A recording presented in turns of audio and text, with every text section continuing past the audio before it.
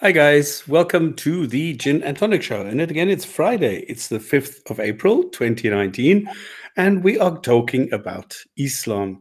Now, Gin and Tonic Show has always been, and now I'm hearing myself, which I need to quickly block, which I don't. There we go. This is so irritating, and I always forget to do that for some odd reason. Because it only comes on once I've started, then that's why I didn't hear it. Okay, Gin and Tonic Show, talking about Islam. We always try to bring facts about Islam, the ideology. We want to confront Islam with reality. And then we try and engage in dialogue to discuss the difference in beliefs. Now, what we do is we just react to claims. Okay, we don't attack Muslims or individual Muslims or anything like that. We react. We criticize the claims around bad ideas in Islam, the ideology. And yes, we do expose those who lie and deceive, who are willfully ignorant. And I always have to say this in the beginning because there are still people who do not understand this. So we try and educate those who've never had the benefit of a scientific education, and instead of learning something, confront us with false claims based within science. Now, we try not to be only divisive. Okay? We try and build bridges to show commonalities, to show that people, whether they are, I don't know, believers, non-believers, or whatever, are not so different. It's just a tiny little difference of one God or a couple of gods or something. It doesn't really matter. If I believe that Cinderella is correct and true and wonderful and a beautiful, sexy girl, well, then I'm entitled to my belief. So why should I care whether somebody else believes that a God is real? I don't. The only problem comes in if this has consequences for others, especially if it has negative consequences.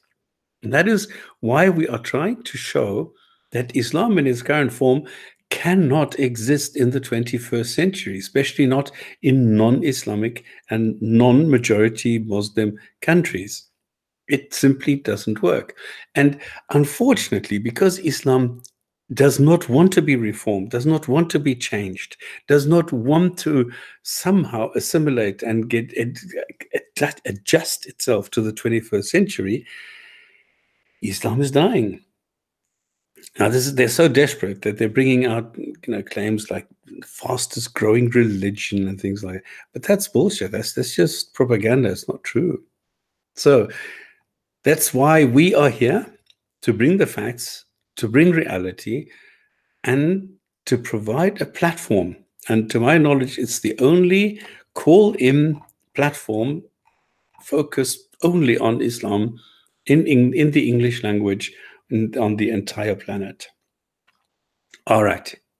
What we're going to do is we're going to read the Quran, and I'm going to start off what I always do, because I think it's important that we go and we show positives as well. And I'm not shy to bring positives about Islam. And this is why we always try and have, it says trailer in the title. Did I start the wrong one? Oh dear. No, I wanted to start the one that Rob prepared for us, because the trailer was for was the trailer for today. Okay, I don't know. I'll have to check this later. I don't know what I did. Okay, and this is why we try and have Muslims here, and we have other people here who are not, like me. I'm a person without a God belief, and I'm quite open about this. I've never had one. I'm not an ex-Muslim or something, and I'm very open about this. But we also have Thunderous here, and we have Takia here. We have other people here who are not non-believers or without a God belief, and this is okay. So we are not shy to have other people here, and we are giving preference to Muslims who want to come on the show. Now, unfortunately, what happens a lot of times is that they just come here and they bomb us with stupid stuff, with porno and stuff like that, just so that they can report us, just to make life difficult for us, because they don't have any arguments to try and counter the reality that we are showing. And this is why they come with their stupid claims and ad hominems and what I call quite childish games that they are playing. They're only showing that Islam has no answers. Islam does not belong into the 21st century. If that is all you have, if anybody has any kind of argument, any good point, we'll listen to it. No problem. And with that, I welcome Thunderous, who is here today, who will also go and comment on the Quran the way that he sees. Welcome, Thunder. Good evening, everybody, and welcome to you as well, Stops. Thank you for inviting me. Righty, then let's jump right in. Okay, we're going to start off with something that I consider quite positive from the Hadith. I had to go all the way to Book 4 to find the next one, which is Volume 1, Book 4, number 142. And it was narrated by Atta bin Yasar. Ibn Abbas performed ablution and washed his face. He ladled out a handful of water, rinsed his mouth, washed his nose by putting it in water, then blowing it out. He then took another handful of water and did like this, joining both hands and washed his face. Took another handful of water and washed his right forearm. Took another handful, washed his left forearm. Passed wet hands over his head, took another handful of water, poured it over his right foot up to his ankles, washed it thoroughly, and similarly took another handful of water and washed thoroughly his left foot, and said, I saw Allah's apostle performing ablution in this way. Okay, so this is from Bukhari, and it's a hadith, it's a saying of Muhammad, and it's deemed authentic. Now, this shows that people were performing a ritual which was not negative, which was positive. Now, the funny thing is, it was never about washing. It was never about hygiene. It was never about washing bacteria, germs, or anything off you. This was just a ritual which could also be performed by dirty sand. So it's not the fact that it was washing or hygiene. It's the fact that it was done. And this is already very positive, and I think this is very good. The claims around it are a different story. And that is why I think this is something positive in the hadiths. Okay. Let us go to the Quran. And as always, I'm using the Rashid Khalifa translation because I find this fascinating, because it tends to, or attempts to, already correct a lot of the inconsistencies and mistakes. All right, so I hope you can read this. And if I'm correct, we ended, where did I write this down? On 182. So let me go to 182 and we shall continue there. All right, so we ended up, if one sees gross injustice or bias on the part of the testator and takes corrective action to restore justice to a will, he commits no sin. So we were talking about writing a will. I can't even remember, did we say if it agreed when death you shall write a will? If anyone alters, yeah, okay, whatever, this is not so important. Okay, when it comes to the contents of the will, then in chapter 4, then we're going to spend some time on this, I'm sure. Okay, so 183. O you who believe, fasting is decreed for you as it was decreed for those before you, that you may attain salvation. Thunderous, do you have any idea on the history of fasting? Not in this context, as far as the Judeo-Christian line is concerned. Absolutely not. It wasn't prescribed. It wasn't that I can find anywhere in Scripture that is a requirement. Though the only time it's ever alluded to that I'm aware of is when Jesus says, "If you fast if you fast, do it in secret. Don't go around saying, 'Look, I'm keeping fast today,' because I know." As I'm sure you do, Stops, when you come across a Muslim who is fasting, they make a big point, oh, I'm fasting this month, or I'm fasting this week, or I'm fasting today. It's like a big demonstration of piety. So when it is mentioned in other scriptures, it's always mentioned that if you're doing it, do it secretly. Don't make a big show of yourself doing it. Whereas with Islam, I don't know the origins in this context of where fasting is. I'm sure it has pagan origins. But also there's a big display in the Muslim community that when they are fasting, they certainly make you know about it. Okay. Now, do you know, or is there any, I don't know, rule or any instruction manual on what fasting actually is? There's nothing in the Quran that I've come across or in the Hadith as to what the point is. I can only derive that this is one of those examples of a pagan ritual that was grafted on into Islam. You have Okay, to, so that is the okay. So you don't have anything in the Bible or the Pentateuch which says okay, fasting is X, Y, and Z. no, absolutely not. Okay, because in Islam, as we know, fasting is not just not eating; it is also not drinking, and this is what makes it so dangerous. Now, not eating for a couple, skipping lunch, I mean, that's no big deal. So, not eating for a couple of hours, that's no problem.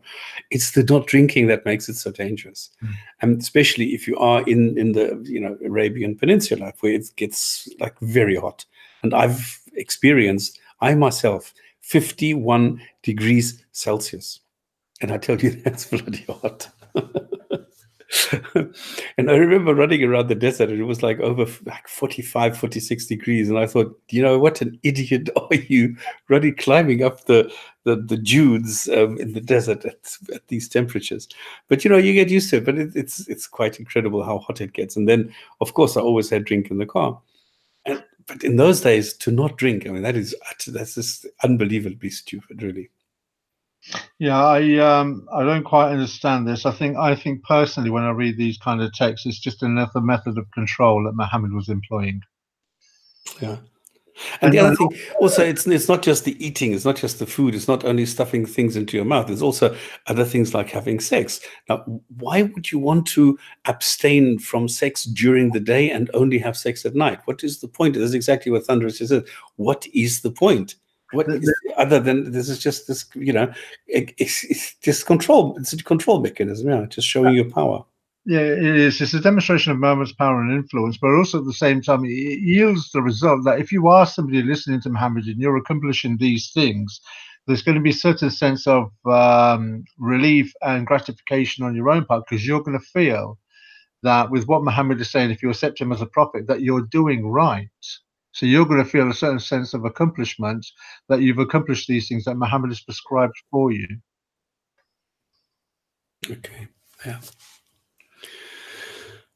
Okay, so the next one after that is specific days are designated for fasting. If one is ill or traveling, an equal number of other days may be substituted. Those who can fast, but with great difficulty, may substitute feeding one poor person for each day of breaking the fast. If one volunteers, it is better, but fasting is best for you, if only you knew. Huh. Okay, wow, this is great. So it means that you should fast, but if you don't feel like it, don't. So what is the point? And I know, what is the guy, Imam Tawhidi? He said, well, I'm not fasting because I'm traveling. And this is what it says. If you're traveling, you don't need to fast. So a lot of Muslims that I personally know find a lot of excuses not to fast. So this is quite amazing how good they are at finding excuses to get around all these tedious rules. Let's call it that. But if you think of it this way as well, Stop. So if you're in that community where some of you are fasting and some of you are going to take the option, well, as it says in the Yusuf Ali, for those who can do it and those who can't, there's a separation. You're going to want to be one of those who can, because it'll be a demonstration in the community of, say, taking a higher moral ground, if you like, or higher spiritual ground over those who are not fasting. So it can seem somewhat, though it's not labeled as, but it can seem somewhat competitive. That there are those who did fast and abstain and those who didn't. And I've just had the thought as well. I think some of the Muslim apologists will use fasting when trying to rationalize it, that it was a demonstration of Muslims to feel what it's like to not have any food for those who are impoverished and therefore don't have access readily to the foods and the waters and the drinks that we have, that we take for granted. But if that was true, then the greatest communicator in the universe, Allah, would have it in these surahs so that they can understand why they're doing it, which of course it's not there. So any Muslim that says it's to help them understand what it's like, to be poor and to be impoverished and to be without, That's just merely flannel and word salad to try and justify this passage that they can't explain. And of course, doing the favorite, which is playing the victim. Welcome, Rob. Good evening, We're guys. talking about fasting. Okay. Yeah, good evening. How are you? Good evening, Rob. Ooh, long day. Hope you guys are well. Fine, thank you. We didn't fast. Good Now, stuff. the other thing is with the fasting, this is something I will never understand, how this fasting is being taken seriously by anyone. Because number one, you're not supposed to have sex for some odd reason, which doesn't make sense. But you're also not allowed to even masturbate. You're not allowed to have any kind of physical pleasure for whatever reason. The problem is that you're supposed to be doing this from sunrise to sunset, or when it's dark and when it's daylight. So at night and day, sunrise and sunset, two different things, very different, a couple of hours in some regions. And this is why the scholars in Islam they have a huge disagreement here, because they don't even know when you should commence this fasting. Should it be at night, and as soon as you see the first inkling of daylight come up, you should stop? Or is it only when the sun actually rises, which, because of the curvature of the earth and the atmosphere, is actually something like 8 or 9 minutes before it actually rises? We can see it because of the curvature. So there's a whole lot of funny things going on. And then, of course, you have the regions on the planet, because the Quran assumes a flat earth, because we don't have a flat earth, because we live on a sphere. There are areas on the sphere which don't have sunrise or sunset, don't have day and night for this entire month of Ramadan. So what is the point of telling people that you should stop eating or stop doing a lot of things during the day when there is no night? And you can't go and tell me that you're not going to eat and drink for 3 months. That doesn't work. So if it doesn't work, why come up with this rule at all? You know, if it only works in some areas and only for some people and only for some time and some, what is the point? It doesn't make any kind of sense at all. But I think when you're saying why come up with the rule stops, I think if we go back in time to Muhammad's era and look at the community that he was appealing to, I don't think he came up with it. I think he merely grafted it from a pre-existing ritual or pattern that was already in existence. I agree. I agree. That's why I asked you if you knew of anything in Christianity or Judaism which would fit this, but apparently not. So it could very well be a pagan ritual. Yeah. Absolutely. You have to bear in mind that when we are talking Judaism, that the Quran gleans from or plagiarizes or steals from external sources, it is not always the Torah. We are talking as well, I think we mentioned this a few shows ago, where it's talking about the Talmud as well. So I'm not too au fait with the Talmud. If there are any fasting prescriptions in there, that maybe this is where he got it from, or maybe from the Zoroastrian community that was influencing Muhammad, or even when he, before he got his prophethood call, or should I say, when he got his confirmation by Khadija that he was a prophet, when he was a traveling salesman, whether he was influenced by the stories he'd heard on his travels. Well, it could also be because there is the mention of fasting in the Bible that he got, because remember, a lot of Apocrypha is being taken in Islam, because, like, for example, the Pharaoh, which is being rescued and things like that. So there's a lot of stories which don't appear in the Bible we have today, but in the text that were rejected. And there's a lot of miscommunication, a lot of misunderstanding going on, where the people who wrote the Quran and wrote the Hadith and everything didn't really understand the stories that were in the Bible and all the texts that they got. So it could also be that they miss. What I see is they go and they say, well, the Jews pray 3 times a day, so we can be better than the Jews. So let's go and do this 5 times a day, the way the Zoroastrians and the Yazidis are doing. So I think it could also be a case of one-upmanship, where he's trying to do it one step better than those who are already there, which is the Christians and the Jews. This could also be. I totally get your point there. It's a bit like, for the Jews, Saturday is their Sabbath day. For the Christians, it was Sunday. So Muhammad picked Friday. Yeah, exactly. to be one earlier. You know, this always. or what we discussed 3 or 4 weeks ago about changing the Qibla. You know, exactly. So first he tried to appease them, and then when this didn't work, then he went all out and said, "Well, fuck you! I'm going to do it better than you, and I'm going to fight you on top of it." Yeah. Yeah. So we don't know. So, and again, if there is a Muslim out there who is listening and thinks, "Oh, these guys are so stupid," of course, it's quite obvious here. This is what you have to do, and here's why. And then come here and tell us about it.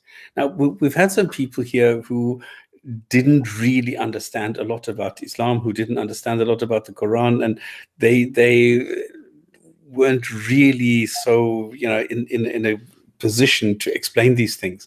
But if there is somebody who feels that they can explain this, who is, you know, sufficiently able to articulate these things, please come and join us and give us your perspective. Because this is not supposed to be a one-way sort of a lecture, a talk. No, it is interactive. That's why I'm looking at the chat as well to see, you know, what kind of comments we're getting. If there are any questions, if anybody wants to know anything, I'm always keeping like half an eye on that to make sure that I don't miss it, so that it is interactive. And if a Muslim is out here, now we get a lot of trolls here. Okay, cool. That's, I think, in the nature of things.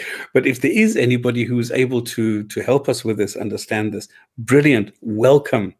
And really, I'm not saying this, you know, just as a token or something. No, I'm really seriously interested how a Muslim can understand this.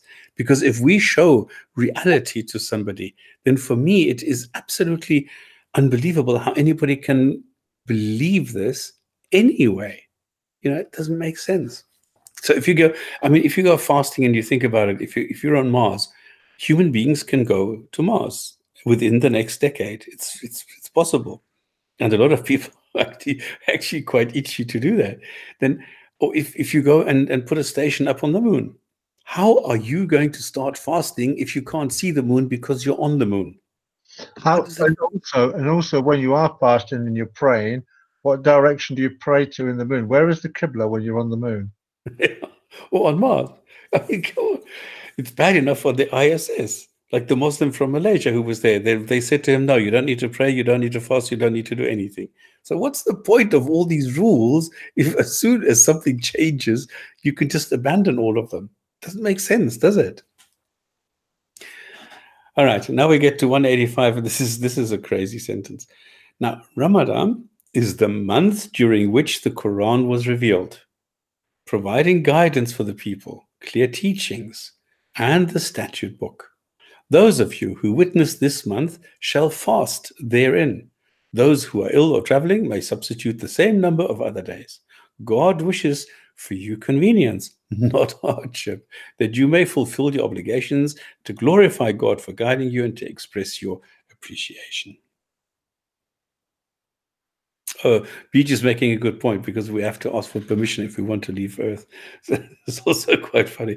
I wonder if NASA has an email address for God saying, "Listen, dear God, are we allowed to leave Earth, you know, for a while?" Every time they send an astronaut up there.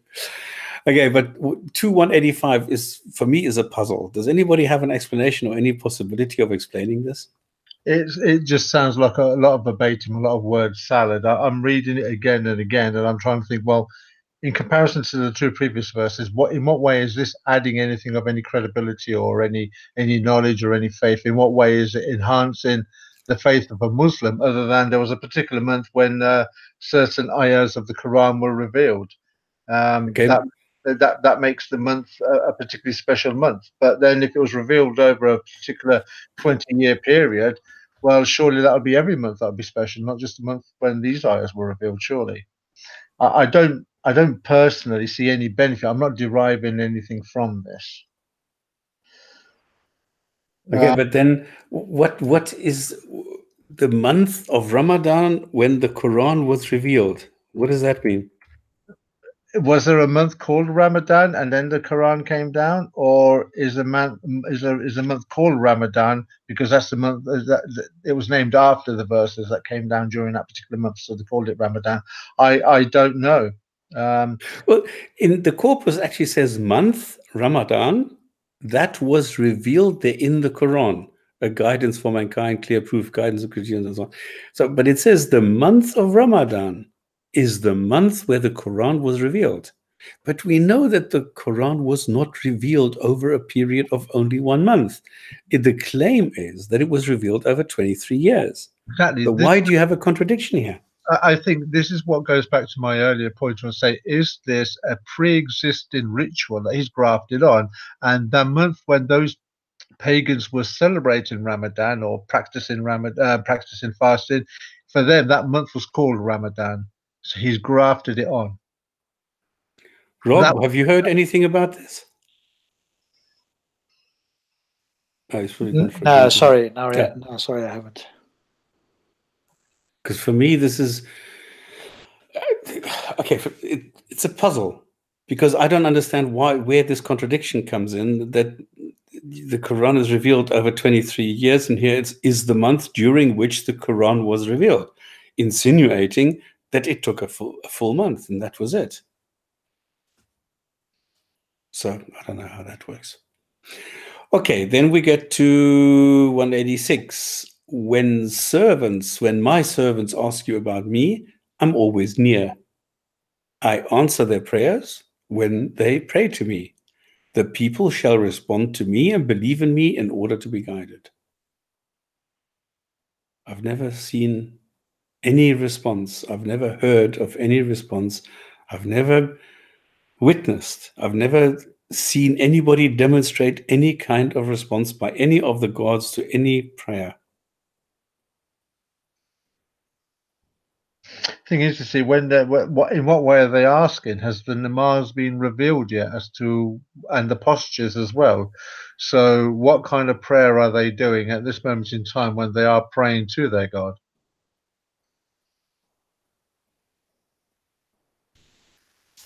Okay, I'm getting a comment from K. Ferrari. Fasting during the month of Ramadan is one of the 5 pillars. Okay, the month is spent for Muslim fasting. Yeah, okay, this we've just done. According to Islam, the Quran was sent down to the lowest heaven during this month, thus being prepared for gradual revelation. Where'd you get this from? Thus being prepared for gradual revelation by Jibril. No, that's not the story. The story is that God tells Jibril a sentence, he whizzes off down to earth, and then gives it to Muhammad and then whizzes back. Yeah, I was just going to say then, Jibril is an angel that does not have free will. So how can he make the decision to gradually reveal it to Muhammad? And that would show an inconsistency of Allah, because Allah would surely know how to reveal it to Muhammad in the first place. Why does Jibril need to make the decision to alter the way that Muhammad is going to get the revelations? That would show that Jibril knew more than Allah on how to give the Quran to Muhammad. So that doesn't make sense. Do you have an explanation how you fast, or why a God would tell his creation, his subjects, to fast on the South Pole when there is no daylight and no sunset, none of the things that are mentioned there? There are no daylight hours. What about in certain lands where it's 24 hours daylight? Well, that's what I'm saying. Like if you're on the South Pole and it's summer in the Southern Hemisphere, the sun doesn't go down for, I think it's 4 months. You're using your own definition of Jibril. No. No. Well, can you, rather than type in these comments, why don't you come on the show and tell us your interpretation of Jibril? Jibril, how do you know? Quranic recension, is an angel that doesn't have free will. So we are actually going by the very definition of Islam as to what the angel is, and it would appear that you are taking in some outside sources and influencing who Jibril is, because you obviously recognize how preposterous it is that Jibril has to reveal ayahs from Allah to Muhammad in a manner that Allah himself couldn't do. Okay, if it says, when my servants ask you about me, it's not us here, but it's me. So me is, I think, this God, and my servants, I assume, are the people, and the you is Muhammad. So if I substitute this now, like this is like what you do in arithmetic. So when the people ask Muhammad about me, the God, I'm always near. So God is always near anyone. But God does not have this omnipresence it does in the Christian Bible, as far as I know, at least. Because there's this omnipresence which you don't get in Islam.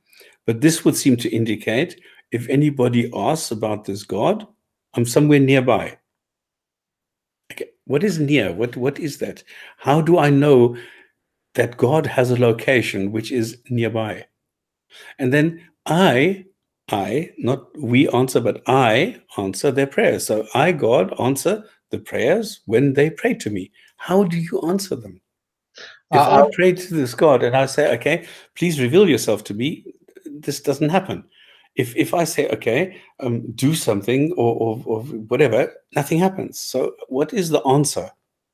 Well, the thing is, what is it? What words are they using to approach Allah in the first place? If the Quran hasn't been fully revealed yet, what words are they using? Because at the moment we have the namaz, which is repeated 5 times a day, but at this moment in time, where Muhammad is getting these ayahs from Allah via the proxy Jibril, we don't know what words are being used. And why is there? So it can't be the full namaz as they have it today in Islamic tradition. So it must have been different words being used. So why is the change in words, or the verbatim, or the tract, or the pre-prescribed words that are used now? When did they come about, and why did they come about? So when it says here in the Yusuf Ali, I listen to every prayer of every suppliant when he calls on me. Well, what were those prayers? What made up those prayers? And what postures did they use? And what direction were they facing? Well, we know the direction because he changed it a few ayahs earlier, but we don't know what the words were, and we don't know what the postures were. And what the result is. Yeah, or what the result was, yeah. Or what the result is supposed to be. And okay, AJ Lau. So according to an Indonesian article, it says that if there are 24 hours daytime at the poles, you fast according to the Meccan schedule. Where does it say that? These are man-made rules. So a man has to correct the incompetence of a god? Is that what you're saying? Because God didn't know that at the poles it would be like 4 months, day or night, but not both. There is no 24-hour rhythm. And this is why now human beings have to correct the God and say, God, sorry, you don't know what you're doing. We will do something else. Really? That's strange. Okay. So I answer their prayers. How? I've never had an answer. I've never heard of an answer. Nobody has ever told me this is the answer. My prayer have been answered. I mean, Matt Tilahanty gives this example over and over again. I pray to God, please show me where I lost my keys. And there I find my keys. God has given me back my keys. Is that the kind of result you're looking for? Really? What answer am I supposed to be getting from a prayer? Doesn't say. What answer has anyone ever received due to a prayer? Nothing. Never ever. And then it says the people shall respond to me. Well, respond in what way? This is what Thunder just said. How should we respond to this God if the God doesn't say how we should respond? In what way? Using what means, what materials? But we need to believe in him. Believe in me in order to be guided. So you first need to believe, and then when you believe, then you can be guided. But if you don't believe, you can't be guided. And then you will be punished for the incompetence of this God who was unable to create you with this message built into you and with the belief built into you. Because with me, obviously, this God failed. And he failed with 85% of the human population.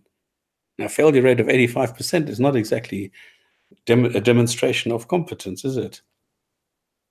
And then fails to tell the people how to respond, and then says, you need to respond, you need to believe in order to be guided. Why would I need guidance? Guidance for what?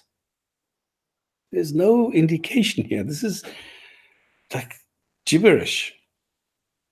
People shall respond. Gibberish from Jibril.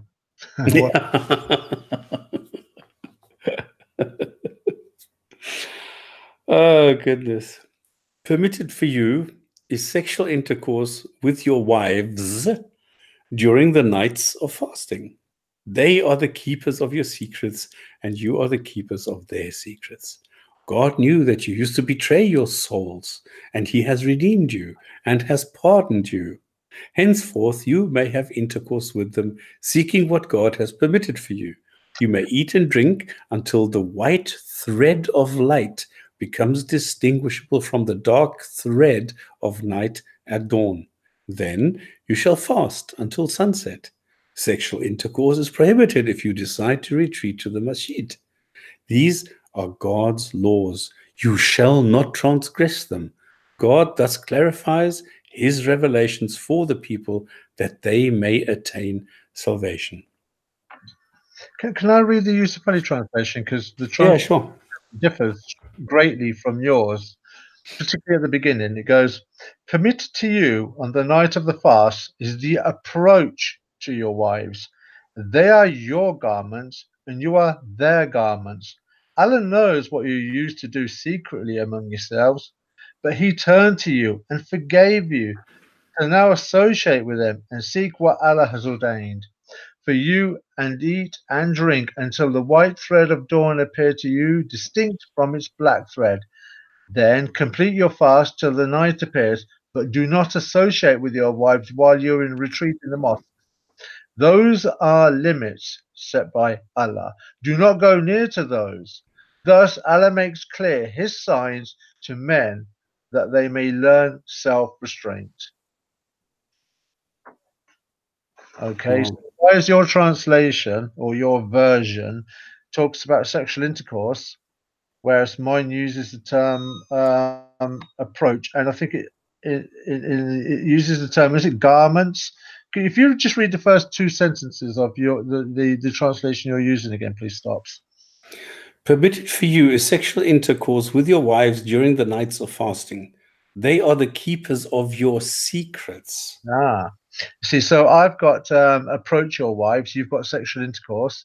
Then in the second verse, it says, they are your garments, whereas in your translation is, they are keepers of your secrets.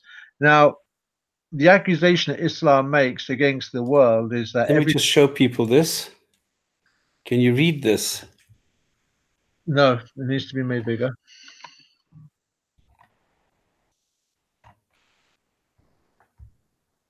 And again, Okay, let me go down to Yusuf Ali. Can you read this now? if you make it bigger once more, that should be okay. That's better. Okay.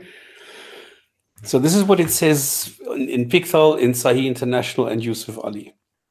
So they have very different, they are your garments and you are your garments, and nothing about secrets here. And they are clothing for you and you are clothing for them. They are raiment for you and ye are raiment for them. So this is very different. Yeah, well, and it's not just different, but that it's more than different though. Stops. One uses the term garments. Now, when I was reading the Yusuf Ali translation, I did actually think to myself, that's actually a nice thing to say. If you're in a really good, loving relationship, and God is referring to your wife as your garment, and you as her husband as her garments, that's actually quite a nice, beautiful thing to say. You know, you couldn't really knock that. Anybody couldn't really knock that, and you'd challenge the motive of anybody that would knock such a poetic line. It's a beautiful thing to say. But when it talks about, you know, keepers of secrets, I mean, with the greatest respect to any married couple out there, what kind of secrets do married couples have? Or maybe they're supposed to have, or maybe they should have. You're a married man. I mean, I dare say you and your wife are you're obviously very intimate with each other, but you don't keep secrets from each other. That would be one thing. And second of all, what kind of secrets as a couple do you have that you don't let other people know about? There'd be very little, if any. Yeah. Okay, You know, maybe some people should or are, or I don't know. yeah, but you know, we're not talking about political secrets or religious secrets or business secrets. What kind of secrets are we talking about? But then, you know, Islam is a book that's made clear. Why is it that the translators have heavily you know, in the difference between the two translations, you're getting two different messages there. One uses the term secrets, the other one uses the term garments. Yeah. That the impact of that is different, because if you use the term secrets, we're having this discussion now. What on earth could that possibly mean? If you're using the term garments, what one is each other's garment, so to speak, it's actually quite a beautiful thing to say, as I'm saying. But if it's secrets, then it makes no sense at all. So what is the true accurate translation of this ayah? Okay, what we can do, of course, I can go back to the into this one here and say, give me the root, and then take a look at what is happening. Yes, this fire. I need to stop using Firefox. This is crazy how slow this is. Okay, permitted for you in the nights of your wives for you, and no, it's garment. But it doesn't make sense. You see, because they garments for you. So does that mean a wife is the dress of the husband, and the husband is the dress of the wife? I don't know what the context is. It's something that Rob's mentioned several weeks ago, where he says he's trying to make it fit with rhyme. So you have to bear in mind that these verses are not read out; they're sung out in poetry. So there's a poetic connotation to much of what we're reading as well that we have to bear in mind. And okay, it's clothing. It's clothing, garments all the time, every single time. but why has yours got secrets? You use one translation, some secrets. So this is why I'm saying, this is why I use the Rashid Khalifa one, because it is so different, because it tries to go over all the inconsistencies and all the stupidity that you find in the Quran, because it doesn't make sense that you are their garments. Okay, it doesn't make sense. So this is why then Rashid Khalifa says, no, this is not about garments, this is about secrets.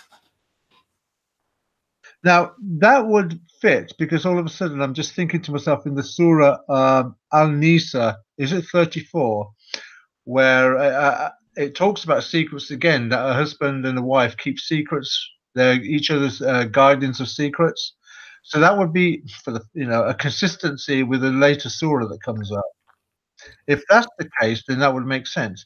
But you're just saying there that many of the translations render the word, whatever it is in Arabic, garments. Yeah. So that would be a consistent pattern of translators using the term garment. And the Khalifa, I mean, I'd accept the Khalifa, the one you're using, if other translators had used the term secrets as well.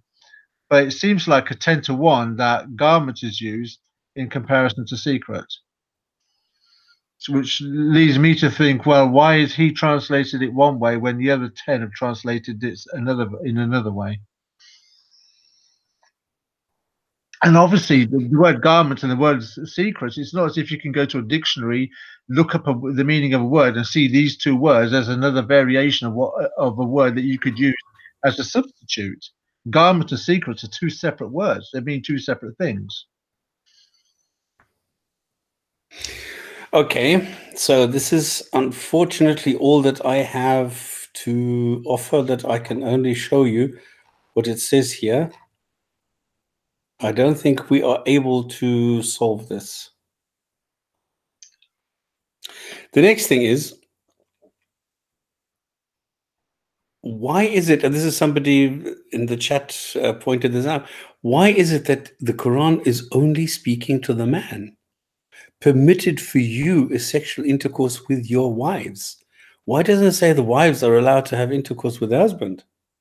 This is one of those examples where I'll turn around and say, to understand the psychology of Islam with reference to male and female, you have to dig out all the ayah or the verses of the Quran that talk about men and women. Then you put them into, if you like, a pile as to which one's giving the man the command, which one's giving the woman the command, and which one's talking about equality between the two. And you'll probably find 10 out of 10 times it's giving the man the authority over the woman, and the woman's more stupid than the man. The man's got more responsibility. And for me, it's kind of like, well, this is more Muhammad than Allah. making this play of the change in the social structure of the Arabian Peninsula as it was at the time. Because prior to Muhammad's prophethood, women had businesses, women had rights, and women had dignity. Post Muhammad, women didn't. What changed that society? That society was changed by this book. Yeah. Who would have had the motive to change the Arabian society as it was then to the way that it is now? The man that was employed by a woman, which is a certain irony there, because it was the woman that made the man. Yes, this is what a lot of Muslims forget. Yeah. The man, it was actually the woman that recognized, if people want to go to earlier shows where it has been put there to the Islamic world, that Khadija is the first and truest prophet of Islam, because Muhammad didn't know what was going on when it all started, but she did. So she's the first true prophet of Islam, and Muhammad's the surrogate substitute prophet of Islam after her. And it was she that made him. He turned on women after she died. Bearing in mind, she had to die first before all the paradigm change in the Arabian society as it was then. And because of her actions towards him, it was her actions through him as a proxy that condemned from the most liberated woman at the time, that vanquished liberation and put custodianship of men, of women under men. So she changed the without her knowing after her death. So this also doesn't make sense. Make sense of all of that. What I'm basically saying is there's an irony in history that the most liberated woman of that world at that time was the catalyst in the way that women are under subjugation today in the Islamic world. Right. So, yeah. It's totally nonsensical. Yeah. Okay, so sexual intercourse is allowed only at night when there's no sunlight.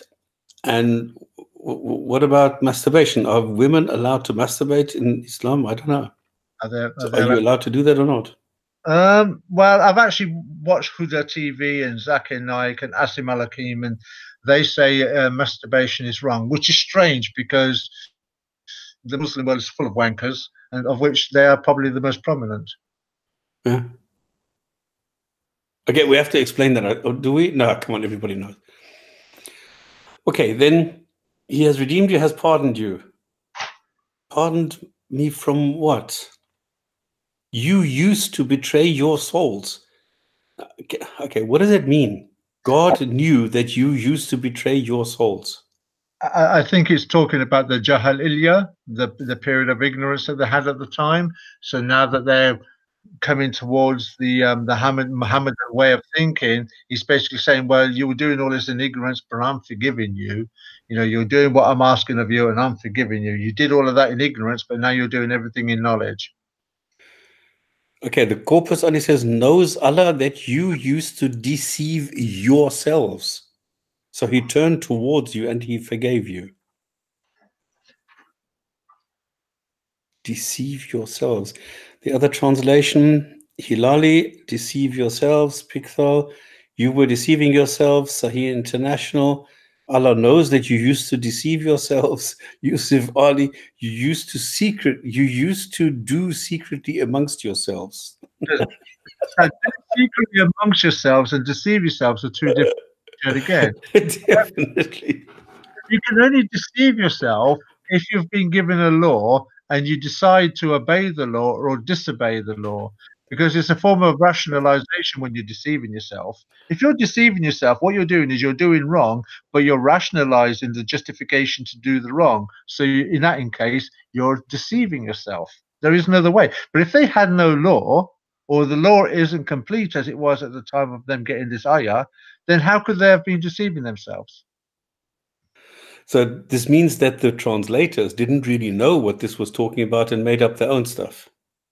That would be another alternative.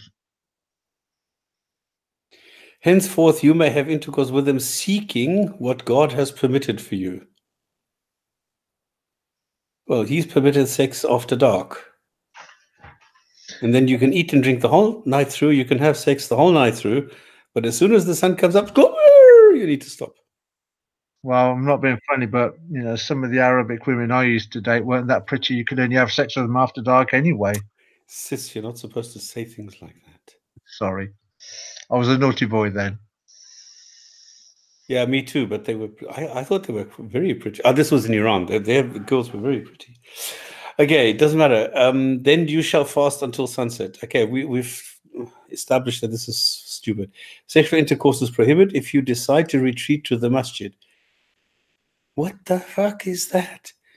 In other words, it is prohibited to have sex in public?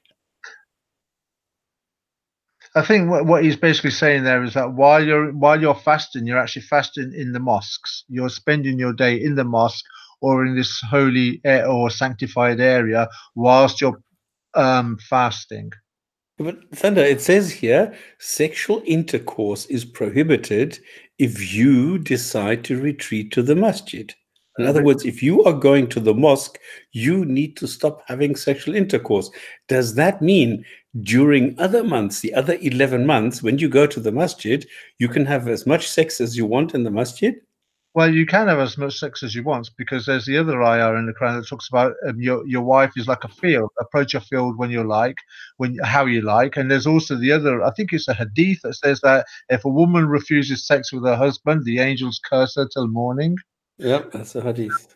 So sex, as far as Islam is concerned, is there's no prohibition apart from the month of Ramadan when you can only have it at certain points in the day.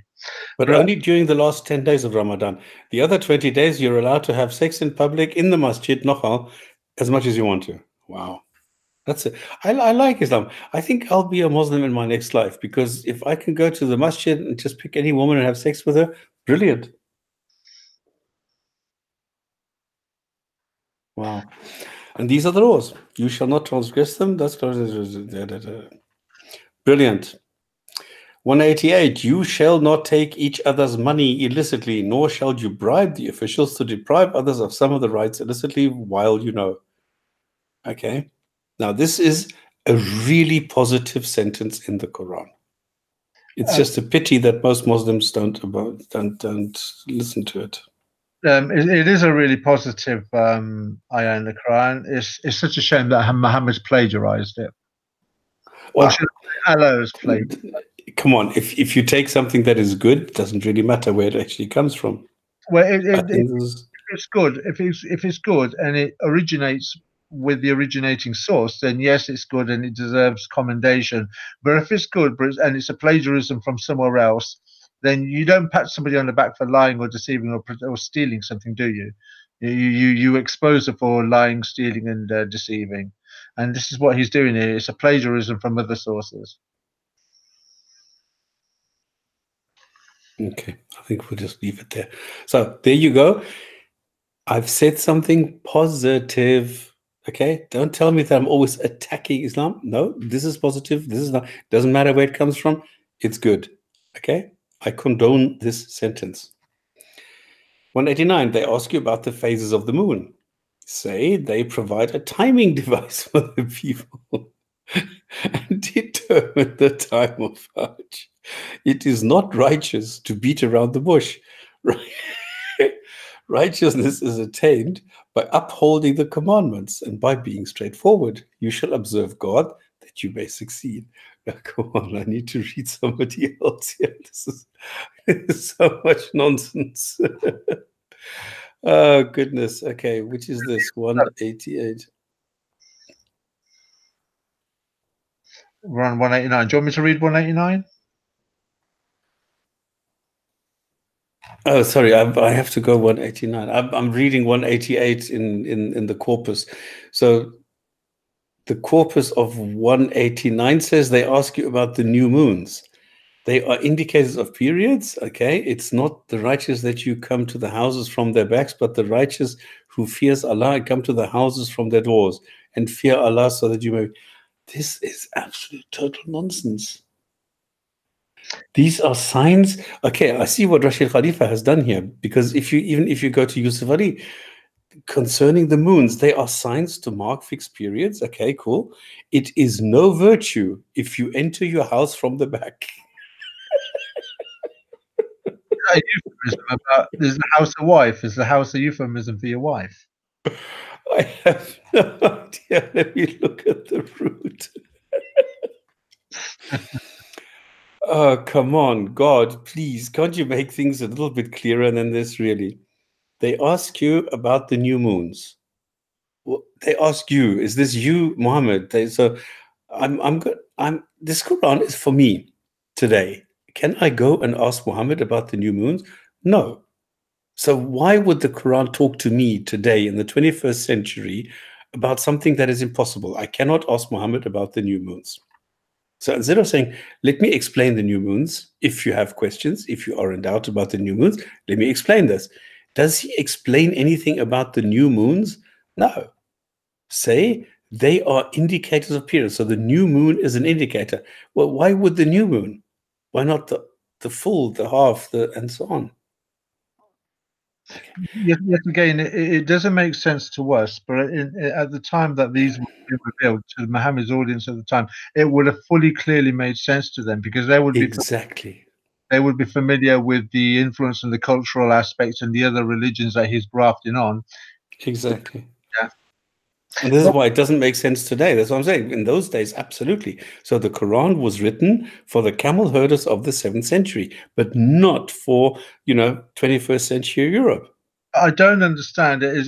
If I just go halfway through the Yusuf Ali translation, it is no virtue if you enter your houses from the back. What on earth? Where? Now, bearing in mind that this sentence, or this part of the sentence, was in heaven for trillions of years. It's the first thing that, beside Allah, because the argument is still there whether he wrote the Quran or not in heaven, or did it pre-exist eternally with him. But however you want to put it, that verse is there. Where is the eternal message? What's the eternal benefit of not entering your house from the back? And it says house. It really says house. Everybody agrees it's the house. Except Rashid Khalifa, it is not righteous to beat around the bush.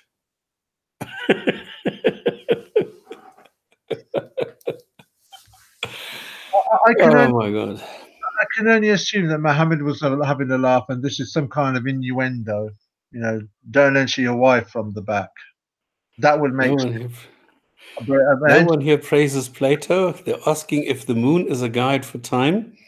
I hear Arabs really like the back door. I heard this too. They ask you, oh Muhammad. Okay, oh Muhammad is in brackets. So they ask you about the new moon. They are measurements of time. Okay, this we understand. These are ancient, whatever. They don't make any sense to us today, but in those days it made sense. But now, what is this not entering the house through the back? Can anybody explain this? Does anybody have any kind of idea what this could mean? Mustafa says, atheists are so confusing. Okay, I'm not confusing, I'm confused. You praise Plato, Aristotle when they believe in God. How can you not believe in God? Do you cover the truth? Okay, I don't know what the truth is. I don't cover the truth. If something is true, in other words, it corresponds with reality, I don't cover it. How can you not believe in God? How can you believe in God?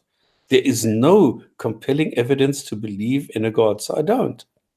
As soon as you have the evidence, then I will. When they believe in God, how can... I praise Plato and Aristotle. Okay, so what? These are people. Who cares? Can I just add on there that there is the ayah later on in the Quran where it talks about that Muhammad, he's reticent, but Allah's not reticent. When people come to Muhammad's house and they outstay their welcome, this could well be alluding to Muhammad beginning to get annoyed with people turning up at his house. I can't make sense of what that would mean, other than later on we know that Muhammad was getting annoyed. This is the final prophet of Islam, the 124,000th man on earth that Allah has sent with the most important message from a book that was eternal in heaven. And this man, who was suicidal and all the other things that goes with it, doesn't like people knocking at the back door, maybe, because that would sit consistently with me, because Muhammad, Allah helps Muhammad out with the later surah about not annoying the prophet, because he wants you to leave, but he's too polite to ask. So maybe people were knocking on his door thinking this guy's a prophet, let's speak to him, let's spend time with him. And Muhammad was getting a bit pissed off about it. So this could be the start of those verses that suddenly, mysteriously, coincidentally, and conveniently appear to warn his followers, look, don't knock on the back door, mate, you're annoying me. Well, Kay is trying. So sneaky people enter from the back, maybe to cheat on wives and husbands or to sell contraband. Why would a God create people knowing full well that they are going to cheat on wives and husbands or to sell contraband? Why would a God create those people? But why would somebody try and clean up and dress up and tidy up a clear book, a book made clear, book easy to understand? If this is talking about contraband goods and things like that, why is it saying, well, don't go through the back door, but go through the front door? If it's telling about some contraband goods, surely Allah will say, don't sell contraband goods, don't be a nefarious character. That would be the easiest thing to say, rather than allude to something that doesn't make sense. And why is it that we have many apologists today that are looking at the verse and doing their damnedest to try and clean up what you're basically saying then by saying it's alluding to contraband and nefarious activity is that Allah is not a God that can say things clearly and that's easily understood, and that you are actually cleaner and easier to understand, and you have to tidy up Allah's words because Allah isn't very clear. So what's that saying about your Allah? If you have to tidy up his message, then by implication you're saying Allah's message isn't clear and tidy, so therefore Allah is a liar when he says that his book is clear and tidy. That would isn't. And this is the point, because Kay is just saying, there's no H in my name, by the way, it's Bernard, not Bernhard. If he can't answer, or she, I don't even know if it's a he or she, if Kay Ferrari can't answer the question, it means that the Quran is not clear. In other words, the Muslim admits that they are following a book they don't understand. That's the implication, absolutely. Great, congratulations. So it's a guy. Thank you for clearing that up. Thank you. You see, there it's very clear. There you can answer a straight question with a straight answer. Brilliant. But when it comes to the Quran, no clue. Okay, let's go to the next one. You may fight in the cause of God against those who attack you, but do not aggress. God does not love the aggressors. Brilliant. Fantastic. Another fantastic sentence. It could be better, but it's a good step in the right direction. Or you could forgive your enemies. And you could not fight. Yes, exactly. That would be even better. But this is a step in the right direction. If those who attack you, so if nobody, the problem is the word attack. Okay, what do you mean attack? There are so many people who say I am attacking Islam every single week. I am attacking Muslims every single week.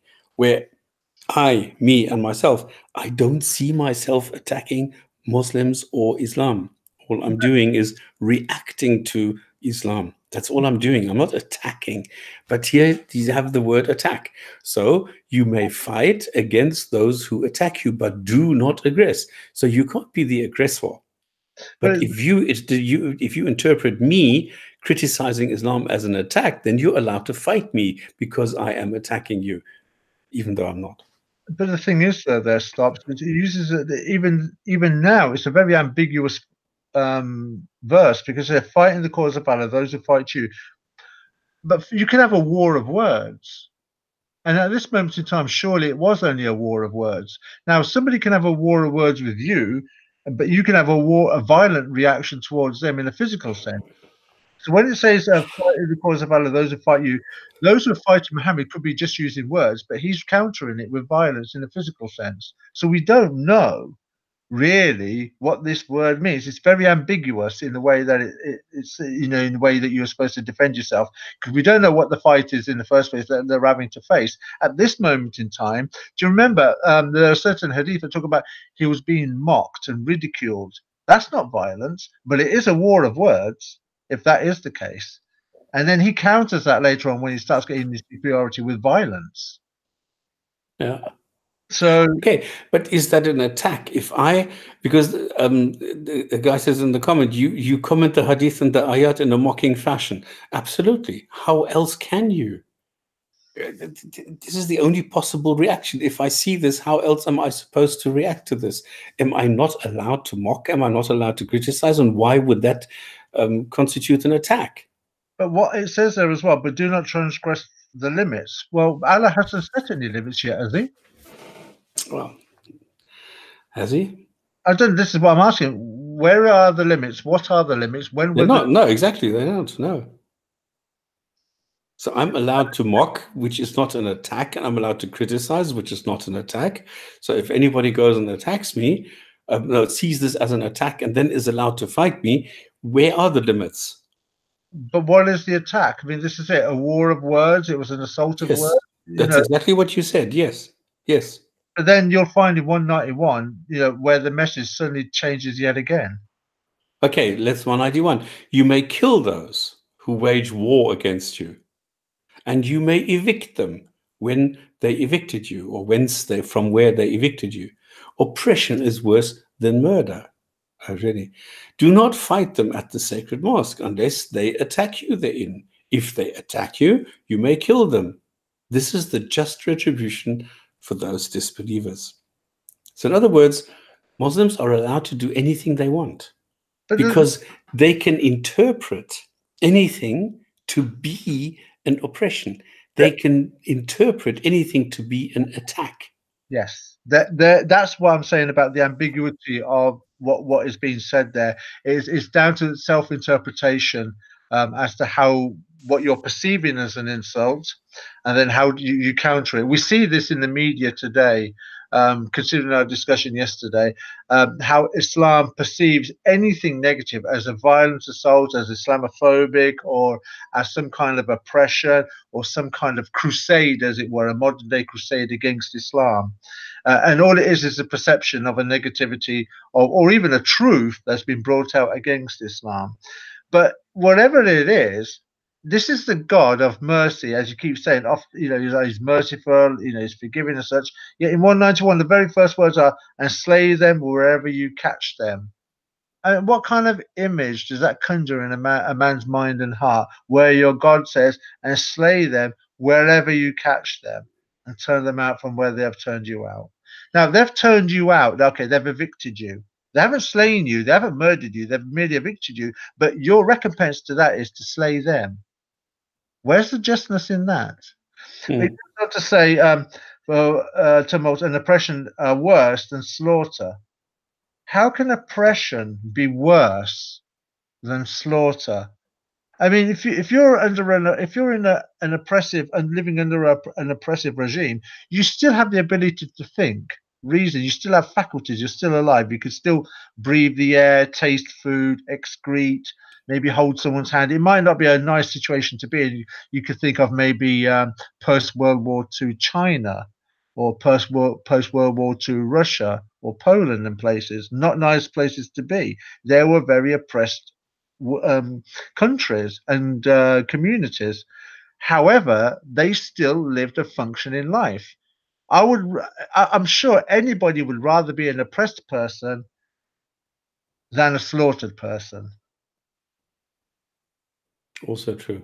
But then, if you look at this, if you look at the sentence, do you think it would be better, or do you think that there are better ways of expressing this? Do you think that a God who says, "Look, you can defend yourself using an appropriate measure of force," would that be better? But with respect, I could obviously easily counter it, but we're not an apologist channel, so to speak. But there are previous writings that touch on this subject and answer it more succinctly, and that make more sense and a lot more peaceful than this. But this here, it's nothing more. You can get the mentality or the psychology of the one that's revealing this, whether it's Muhammad from his own mind and heart, whether it's, if you like, another spirit or Allah, whoever's revealing this or whatever's revealing this, it's showing you the mentality of the mindset. And remember, this is the most benevolent translation of them all. if I'm not even going to go to the other ones, they're going to be even worse than this one. But I just, Because Allah is supposed to make sense. I'm trying to grasp this. Oppression are worse than slaughter. Oppression is worse it's than. the opposite. No, like you said, I agree with you. I think you are more right than this God. Yeah. The thing is, you see, when you've been slaughtered, everything has been taken away from you. Everything you have and everything you're ever going to have has now been taken away from you. But also, not just taken away from you, now that you're non-existent, but those who are left behind that were a part of you. They've had something taken away from them too. How can that be better? I would like a Muslim to, if there are any Muslims out there, please answer this for me. I'm trying to grasp this and comprehend it. How can oppression be worse than slaughter? And who's talking now is Thunderous. This stop fake guy is a waste of time. Me, I'm a waste of time. Because I'm quoting the Quran. I'm looking at the Quran. But the thing is, and stop. This makes me a fake, a waste of time. If you're a waste of time, Don't why attack me. am I listening to you if you're a waste of time? Why is Muhammad Islam listening to a guy who's a waste of time? Why is he wasting his time with the guy that is a time waster? That don't make sense either. Explain to me what the Quran says. Why is oppression worse than murder? Would you prefer to be killed or would you prefer to be oppressed? Kay Ferrari wants to join the panel. How do I join the panel? Well, you send me a message on Facebook and then I will send you a link to the panel and then you can join. Very easy. I need to explain this again. Okay, let me put the link in here. I need to, because the guy that last week cut me out. Remember? I remember the image, his icon. Is that guy that we don't want him on the panel? Which one? Muhammad Islam. He's the guy that hijacked the panel last week. Oh, is that this also? Okay. Do I have me anywhere on the messenger? Somebody help me how to operate Facebook. Jinn&Tonic.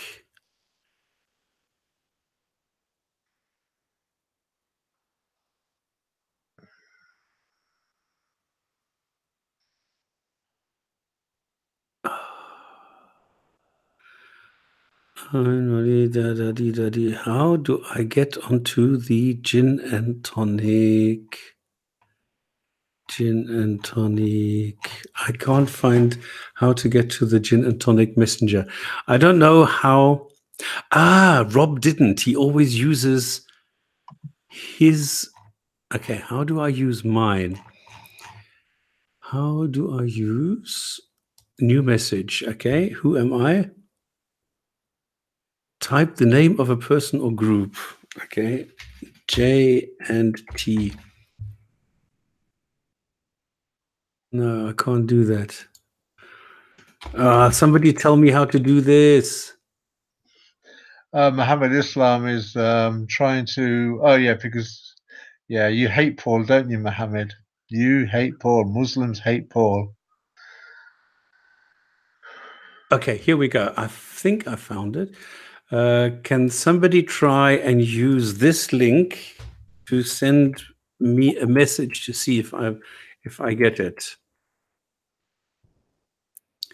I'm an old man, absolutely. I'm 78 and I don't know how to operate Facebook because Facebook is for kids.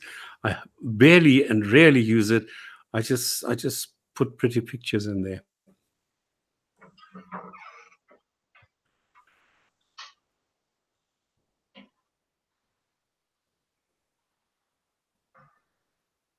Okay, you have to bear in mind that these events took place 1,400 years ago. The laws and life was different. Okay, the question is always, does the Quran apply to me today? And I'm saying, no, it doesn't. And yet the Quran says it does. The Quran says it's clear. easy to understand and remember, and it applies to everybody in all times, forever and ever. Amen. And now you're telling me, no, not for me. Well, I don't understand it. If the Quran were written for everybody, then it should also be written for me. But it's not, because I don't understand what it says here. And it says here, I mean, you may kill those, and but don't fight them.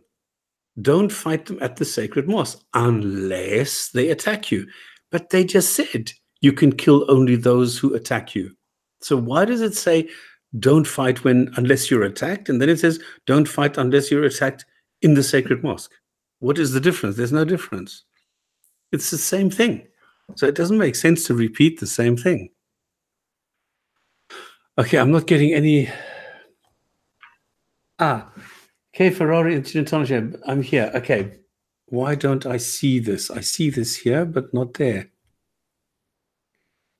The Jinn&Tonic Show, inbox 1. Okay, it's somewhere completely different.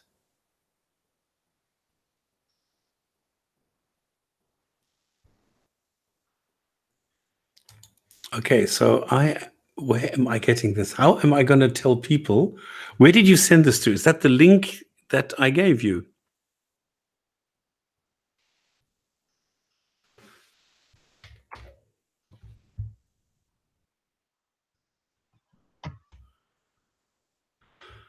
Oh, goodness. Okay, then what I'm going to do is I'm going to put the first part. I think this is the best I can do.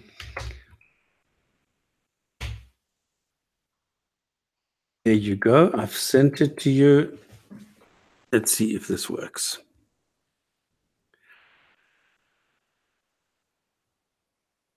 Muhammad Zachariah, I see your point that when a person is dead, the persecution stops. But do you not grasp the point?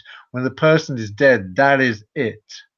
The person who is oppressed, though, does have a hope that that oppression will be removed, or they can flee to a place where there is no oppression. So you're not making any sense there. Good attempts, but it's feeble.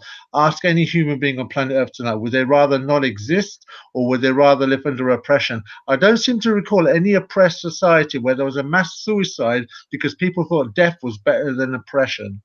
Can you name a society in history where people started committing suicide because the government or religious order that they were living under was giving them much oppression? No, there has never been a society that has done that.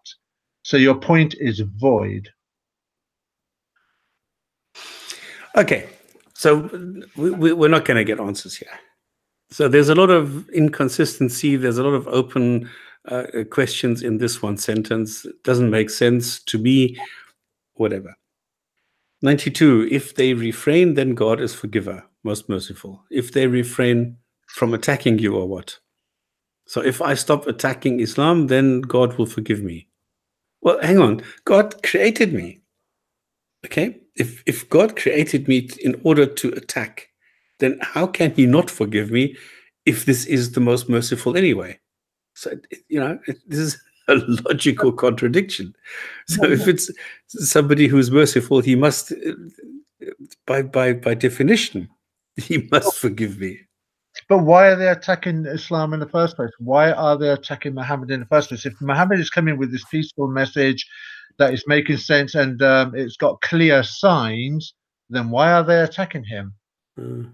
What is the motive for the attack? And how are they attacking him? With nothing short than words. And we know what the words were that they were attacking him with. They were calling him a charlatan. They were calling him a madman. They were calling him a possessed poet. They were calling him, but and I paraphrase, a plagiarizer, because he was repeating old stories from the past that they already knew. He was bringing nothing new to the show. So when they are attacking him, in what way are they attacking him and why? That's not being mentioned. It's just a case of if they cease from attacking, Allah's going to forgive them. Well, tell us what the attack was and why. Then we'll understand. Yeah. And then, this idiot, Muhammad Islam, you're an idiot. You're a fool. Now saying Christianity oppresses the most people. What does that help? Does that help Islam in any which way? Does it help the Quran in any which way now telling us that there's something in Christianity? Especially when you're talking to me, you stupid idiot. Can I just comment on that? This is an Islamic channel. We're here to talk about the Quran, not Christianity. If you want to set up a show about Christianity, you do that. But we're talking about Islam. And the thing is, what we are doing, we are using the Quran as the authority to help us define what Islam is, not Muslims or pseudo-Muslim intellectuals or pseudo-Muslim apologists that are writing little transcript notes in the sideshow, trying to clean up Muhammad and Allah's words here. It is the Quran that defines Islam, not you, Muhammad Islam, not you, Pakistan, the other guys that are making comments either. You don't define Islam, the Quran does. And we can clearly see the definition of Islam using the Quran, because the one thing we're doing, and the thing that you're not doing, is we are using sources. You're just using conjecture and speculation and sophistry. Yeah.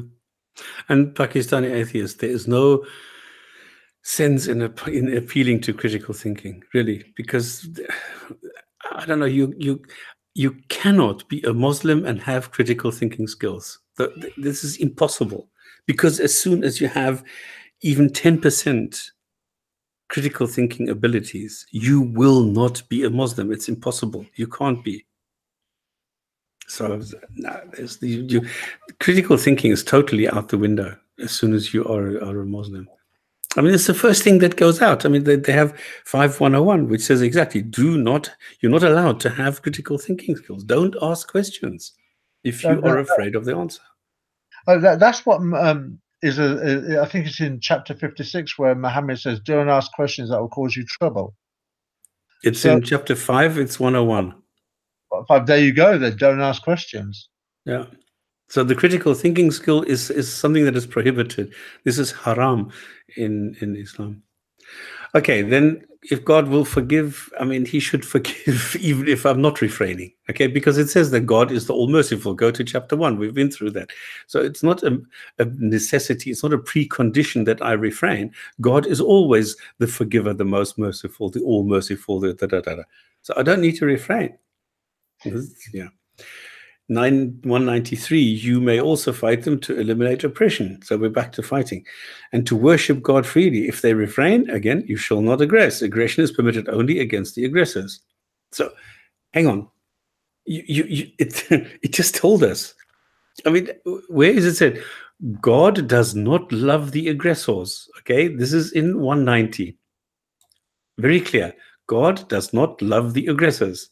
And here in 193, 3 sentences later, it says aggression is permitted, even if it's only against the. Come on, doesn't this God know what it's doing? How can it contradict itself within 3 sentences? I'll read the Yusuf Ali translation. It says, and fight them until there is no more tumult or oppression, and there prevail justice and faith in Allah.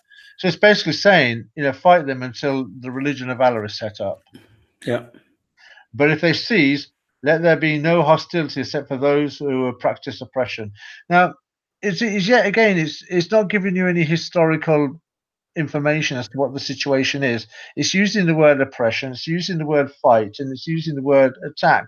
But you get the sense Muhammad wasn't being attacked. If at this moment in time it was just him and maybe 1 or 2 other people, I think, was it in the first 5 years or the first 10 years, you only had about 15, 20 followers anyway? Yeah. So there could not have been that many people on his side. So how many people were attacking him? If they were living in Mecca or Medina, traveling around, any one of those communities could have wiped out Muhammad and his cohorts, the little gang that they were. So it could not have been a violent oppression that they were facing anyway. It was more like slander and a verbal humiliation that he was facing. And yet the response that Allah's giving him is a violent response. So he was facing a mere war of words, but Allah's giving him the authority to respond with a war of violence. And when it's talking about oppression, what kind of oppression are we talking about? It wasn't the governmental society that they were living under.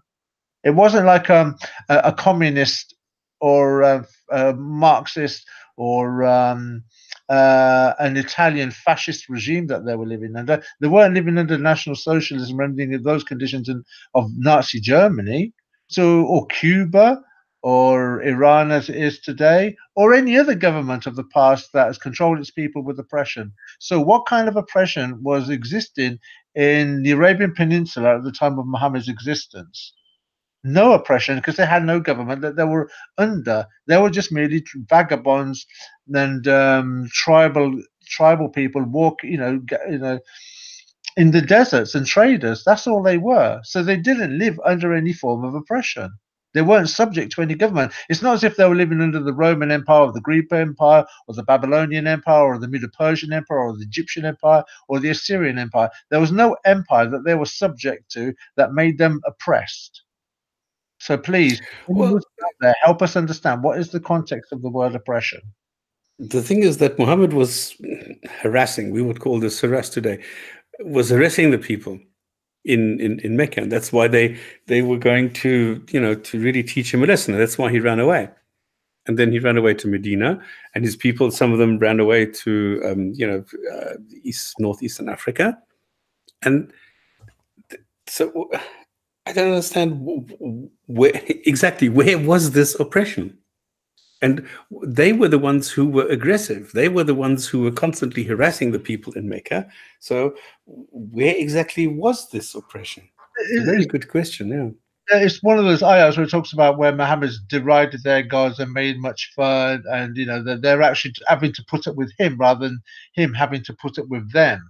From a historical context, when you start putting everything in a timeline order, they had to put up with him, and they were tolerating him. It was his oppression. It was his war of words.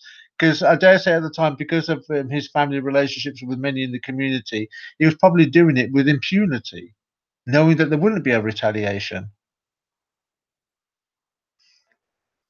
This seems to come about at a time when they'd had enough of him and they were challenging him in return. All right. So once again, we don't know. Okay. So we're allowed to fight them, and aggression now suddenly is allowed. 194. During the sacred months, aggression may be met by an equivalent response. If they attack you, you may retaliate by inflicting an equitable retribution. You shall observe God and know that God is with the righteous.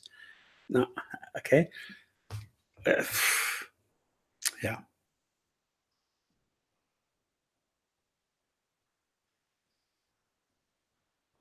So what happens if you're not in the sacred months?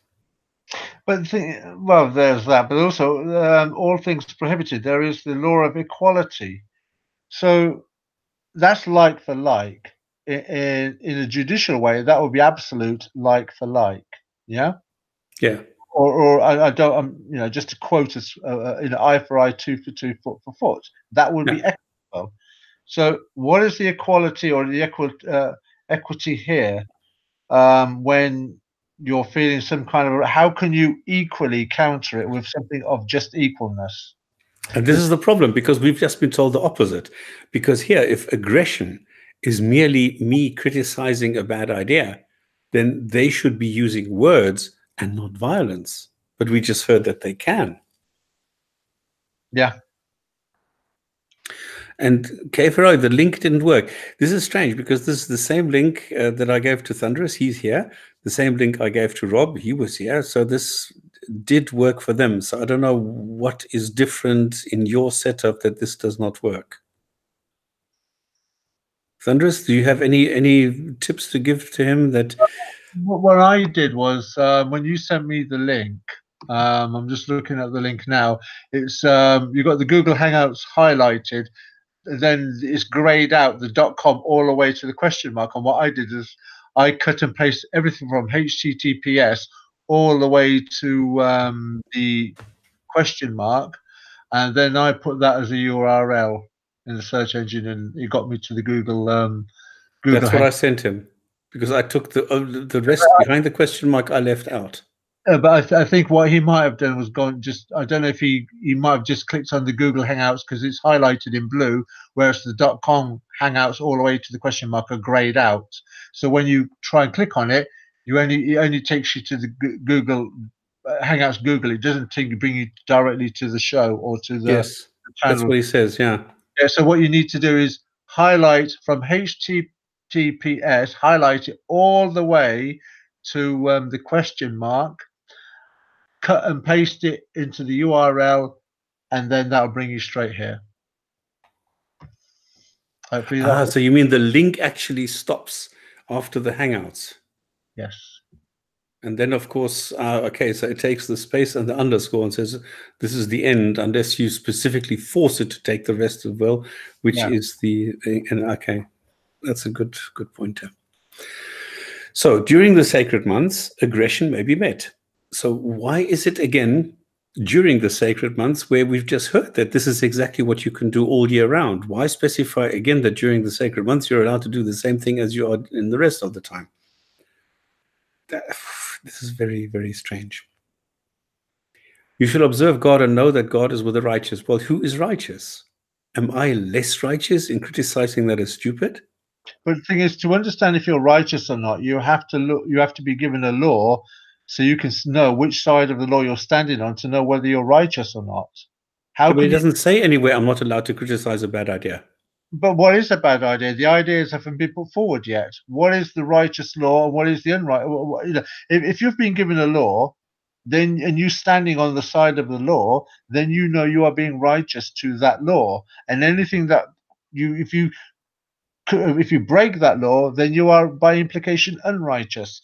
So what is the law then from that Muhammad has been provided via Allah so that his members can know whether they're righteous or not? We've not received anything yet.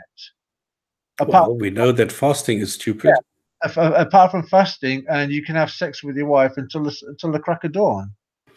No pun intended. You shall spend in the cause of God. Do not throw yourselves with your own hands into destruction. You shall be charitable. God loves the charitable. Okay, do I understand this? You shall spend. Spending is really giving money. So in other words, this is donating money. You spend of your sustenance or substance in the cause of Allah.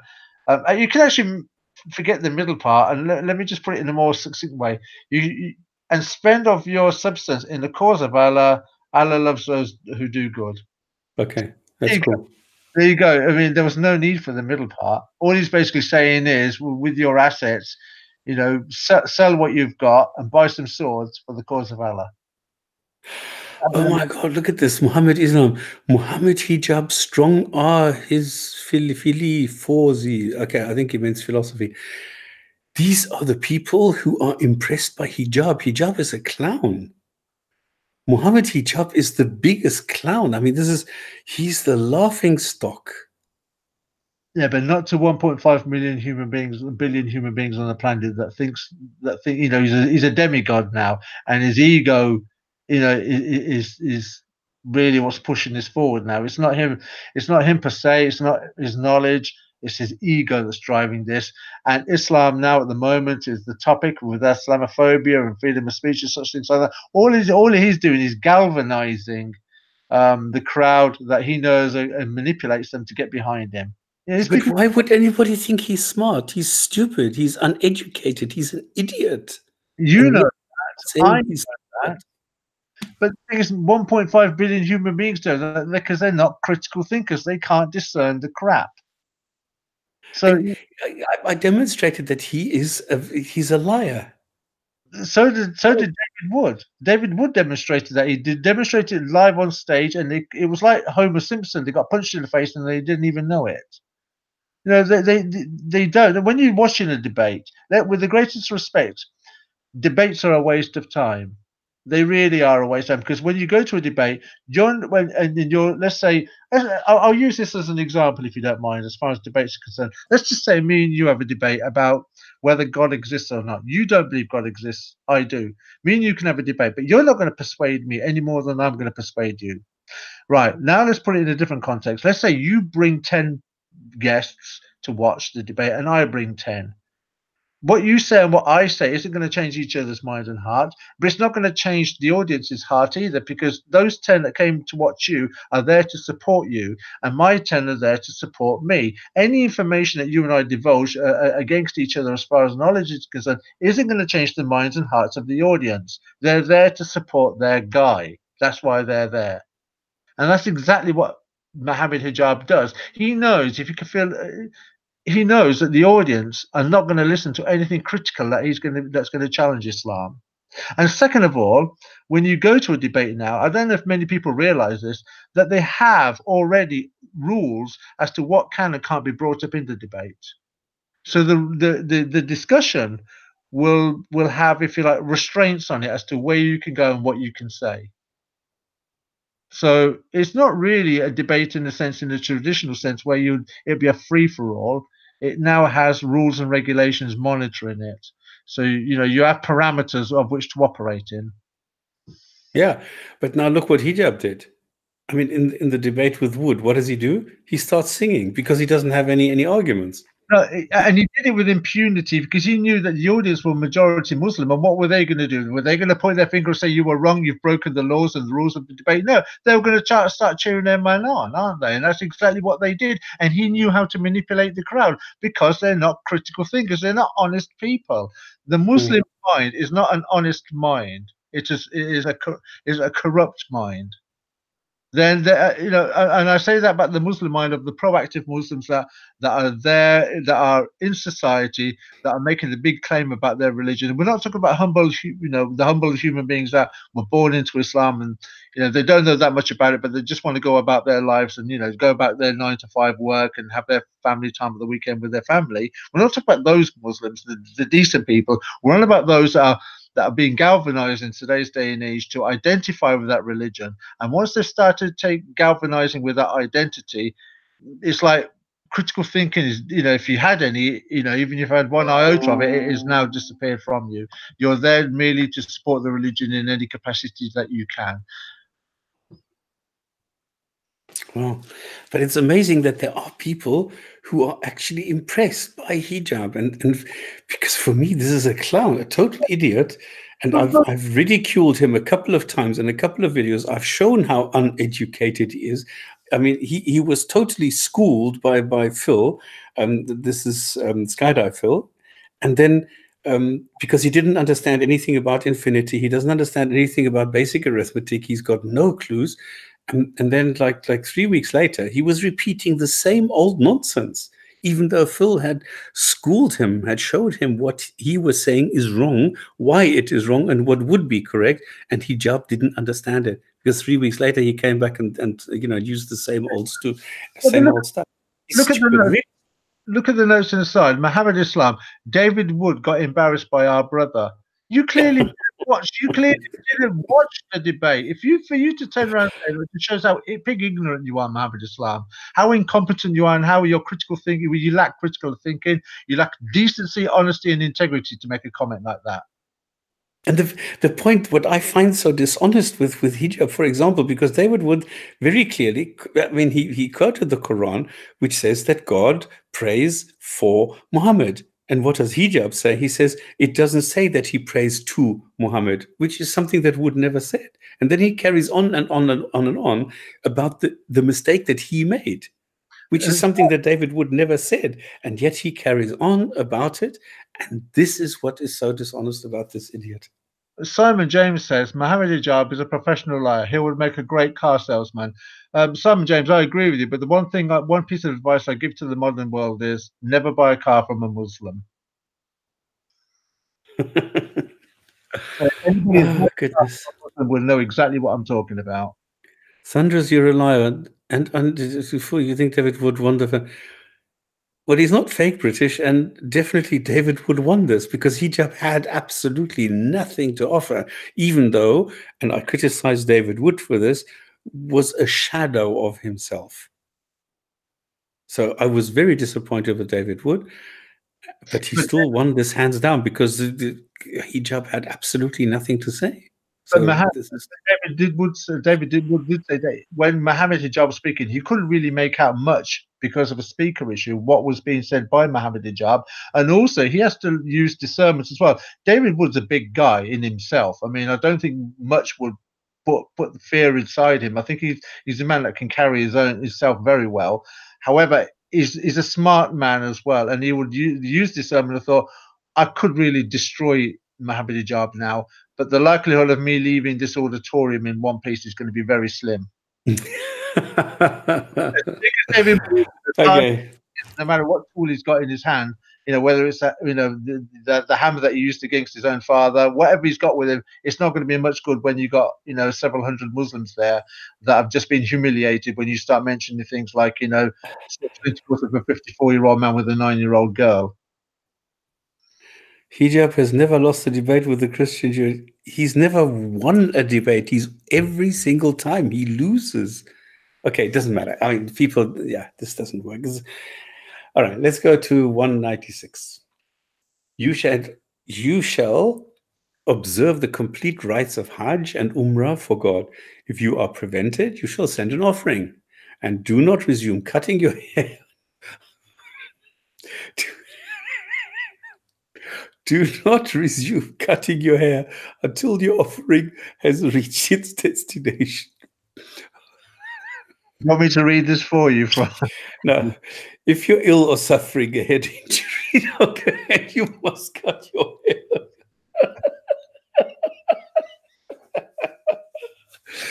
Oh, goodness. Okay. You shall expiate by fasting or giving to charity or some other form of worship. During the normal Hajj, if you break the state of Ihram, the sanctity between Umrah and Hajj, you shall expiate the offering by offering an animal sacrifice. If you cannot afford it, you shall fast 3 days during Hajj and 7 when you return home. This completes 10. Provided you do not live at the sacred mosque, you shall observe the Haqqat. But this is it, right? I mean, to be honest with you, that whole 196 is just word salad. But the interesting point for me in this is, and complete the Hajj.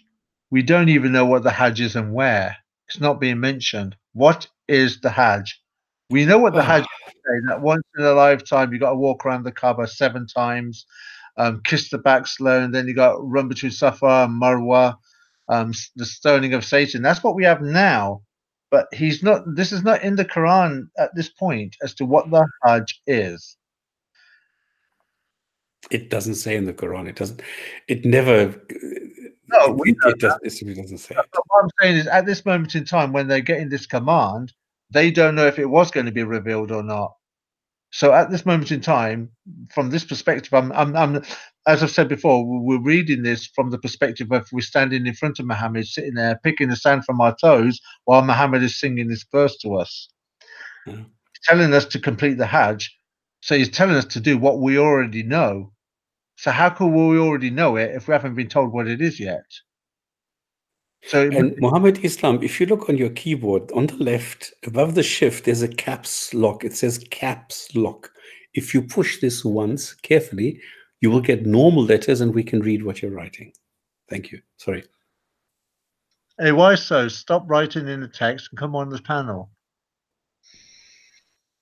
You shall observe. Okay, you shall observe the complete rites of Hajj. Okay, we don't know the complete rites. The Quran doesn't tell us the complete rites, and Muhammad also doesn't. We need the scholars later on to interpret this, and then we are told what you need to do. Who needs to run from where to where and do what? All these silly things and throw little pebbles at the devil at some stupid rock. And they have 3 of them because there's too many people and not enough devil god rocks there are not enough pebbles. They have to go and pick up the pebbles to bring them back so that the people can throw them again. The stoning ritual.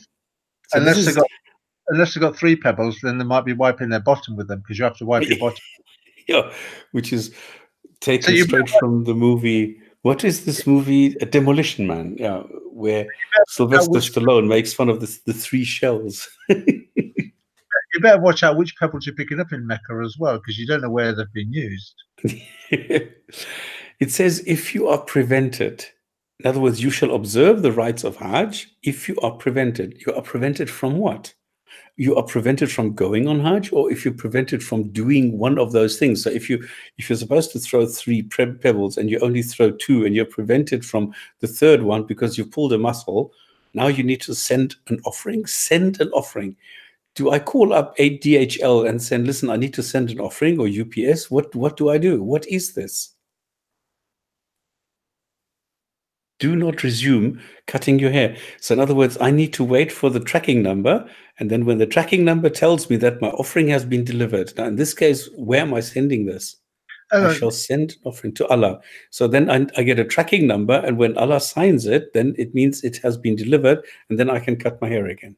Mohammed Zakaria, Tommy won't even debate Ali Dawa, let alone hijab. Tommy Robinson isn't a debater. What? So that'd be like getting a doctor and saying, let's debate the doctor. The doctor is a doctor, not a debater. So your point is lost there. Debaters debate debaters. You don't get some guy that has made some comments about Islam and say, let's debate him. You know, to be a debater, you have to have certain skills and certain assets and knowledge and experience.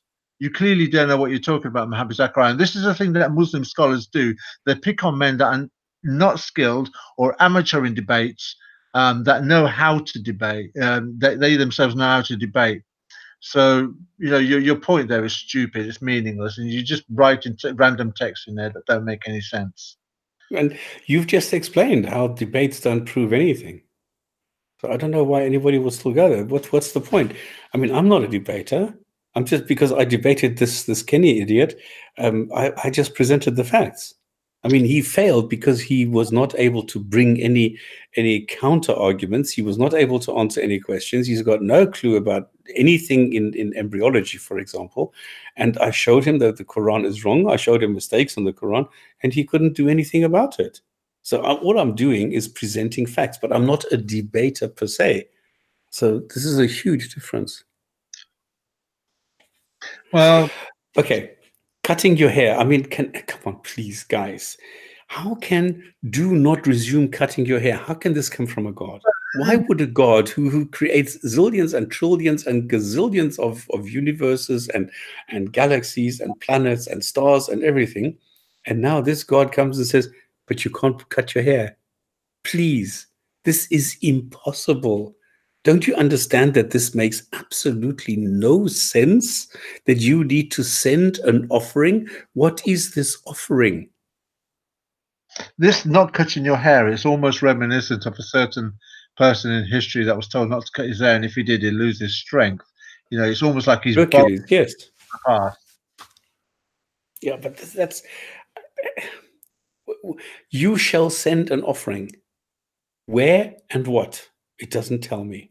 Yeah. So send an offering. So all this is an empty threat, because even if you're not prevented, then nothing happens. But if you are prevented, what are you going to do? Send an offering. Well, it doesn't tell me what to do. So you're doing absolutely nothing. You're doing the same as if you're not prevented. So what's the difference? Nothing.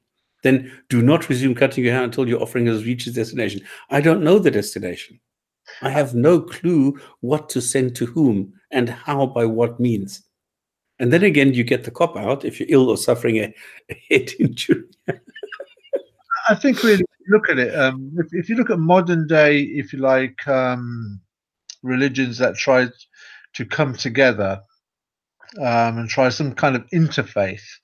With the Muslim religion, if you try any interfaith, the way it works is, if you look at it, they're very crafty and clever, and they'll try and do it in such a way as to have the upper hand. For instance, they'll go to a Christian and say, look, we Muslims accept Jesus as a prophet, but we don't agree that he was the Son of God. You Christians call Jesus the Son of God. So what we'll do is, to form some kind of interfaith, we will say that he's a prophet, and you will say he's a prophet. So that way we're in agreement. Just don't refer to him as the Son of God, because that's blasphemy in our books. And that's how they work. They'll make the other religions, as it were, buckle to their interpretation. So, but they'll find some common ground, then try and as if it's malleable, try and mold it into their own image, you know, with words. And it's almost like this is what Muhammad's doing here. He's roping in all these religions and practices that are around. He's galvanizing them in. He's grafting them in, and then he's going to malleably try and contort them to his way of thinking. So they're still there, but they're not the image that they were previously. So the people that are adhering to it, it's a bit like when the Romans they had to give into Christianity because they couldn't get rid of it. So there were certain pagan practices like Christmas, for instance. Christmas is not a biblical religion, a celebration, but Saturnalia, Ishtar, Mithras were. So they amalgamated Christianity and the Roman celebrations together and called it Christmas. And you can see this is what Muhammad's doing here. From a historical point of view, he's roping these pagan practices and other practices in, and then he's going to mold it into his own image. So the practice is still there, but it doesn't have the same name. It's got a different veneer on it now. Yeah, especially Kenny has an IQ of 150 and doesn't even know the properties of water. And here you must be a fool. By the way, do you know what this means? If you break the state of Ihram or something, you shall offer this animal sacrifice. Do you know the details of that? To me? Yeah? No, I don't. Do you know that if you run around the Kaaba and you have an erection and you masturbate, then you have to sacrifice a sheep? And if a woman does this for you, gives you a hand job while running around the Kaaba, you have to sacrifice a camel. Man, can you imagine it? Now, the problem is, I don't know what the source for this is. I remember reading this, but I can't remember if this is in Hisham in the biography, or if this is a hadith. This one I don't remember. But this is quite funny because it explains exactly, because in Islam these texts are very explicit. It tells you exactly how many millimeters you need to insert the penis into the vagina before it is considered sexual act. Like, I had no sexual intercourse with this woman. We all remember this. So for him, a blowjob was not sexual intercourse, okay? And in Islam also, even so oral sex is not considered sex, and it only considered sex if so and so many millimeters are being. It's so specific. It's absolutely brilliant. Yeah, I'm going to sacrifice. Apparently, in the old days, this was a highly sexual thing, running around the Kaaba, because the women were naked, and they were all running around, and all sorts of things were happening there. So this is why then Muhammad came and said, "Listen, you need to stop this, guys. Otherwise, your God's going to be very angry with you." So does that mean that Bill Clinton was a Muslim at the time that he had the affair with?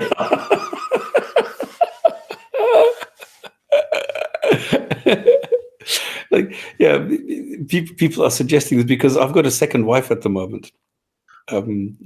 Because there's a friend of ours, and she's going through divorce and very difficult. So she says, "Listen, I'm going to be your second wife for a while. Just tell people that you're a Muslim now and that you have two wives." And she actually does this. She goes to people and says, "Yeah, I'm the second wife." This is so funny. Okay. Yeah, I'd agree with Kay Ferrari. There was definitely a lot of backdoor entries then, because it weren't considered fun.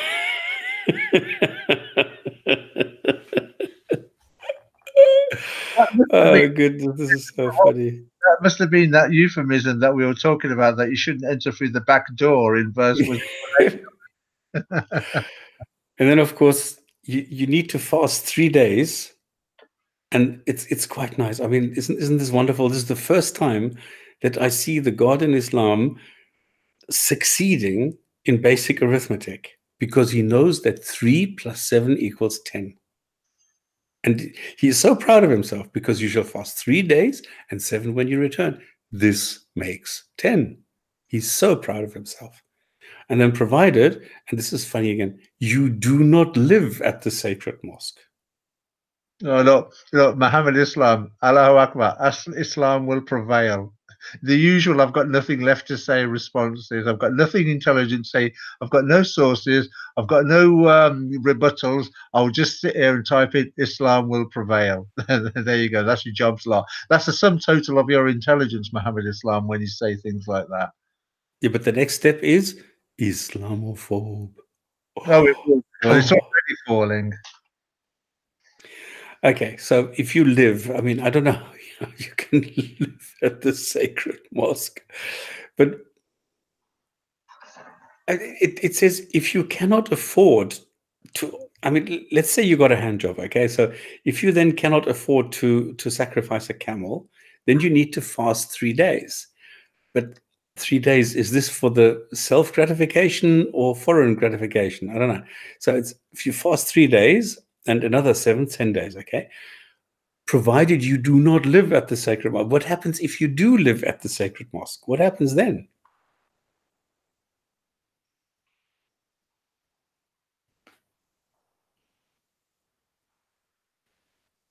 I don't know. You should observe God and know that God is strict in enforcing retribution. So it doesn't matter what you do. You're not given the right instructions, but you need to know that God is strict. Great.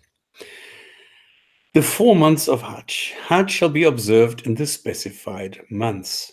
Which months? Doesn't specify. Yeah. Whoever sets out to observe Hajj shall refrain from sexual intercourse, misconduct, and arguments throughout Hajj. Whatever good you do, God is fully aware thereof. As you prepare your provisions for the journey, the best provision is righteousness. You shall observe me, O you who possess intelligence. Thunders, have you lost your microphone? No, I'm still here. I was just trying to see which verse are you on.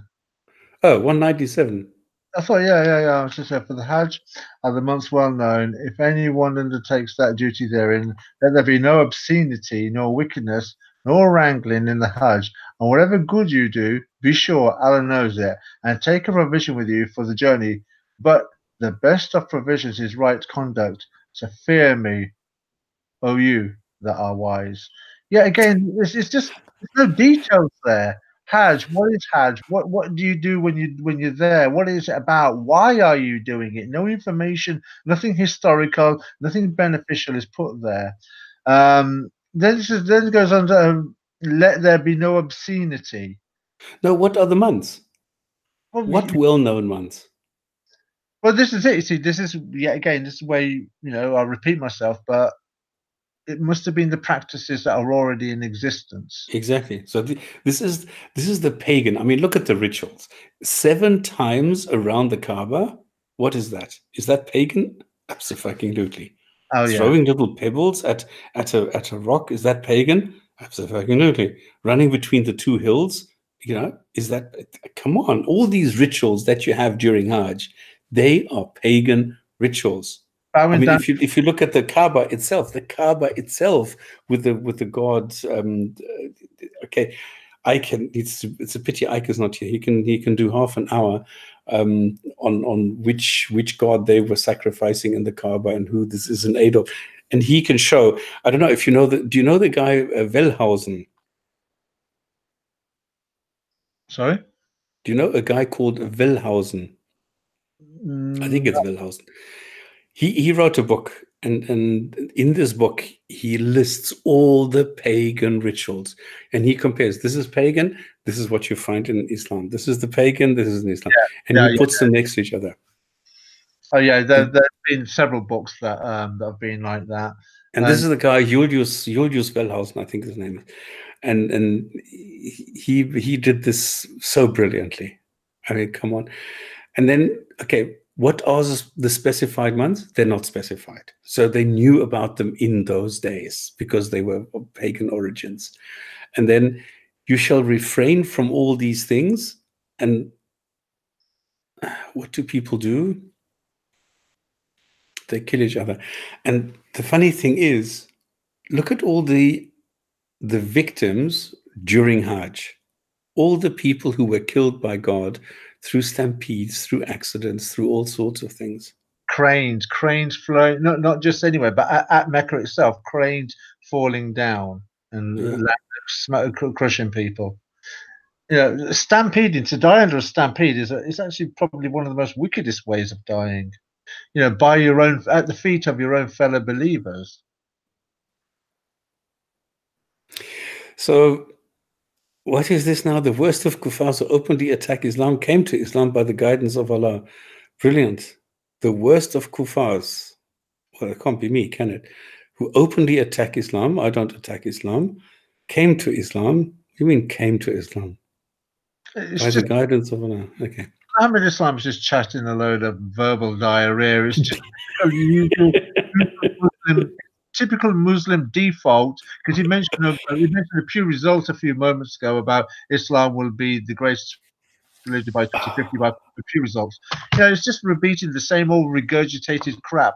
Well, if you want to say that Islam will have the figures in 2050, fine, but it's nothing to be proud of. That you married girls young when they're only about 16 years old, and all they serve to you Muslim men is just incubators, and then you can have 2 or 3 wives. So you're giving birth to, you as a father will have 10, 12, 14 children, from the many women that you marry young and you imprison them, living at homes with no careers or no lives. Yeah, of course, statistically speaking, looking at those birth rates, you are going to, gain the majority upper hand. That's the thing to be proud of. Yeah. And Beej is making a very good point, but they think if you die while on Hajj, you go straight to heaven.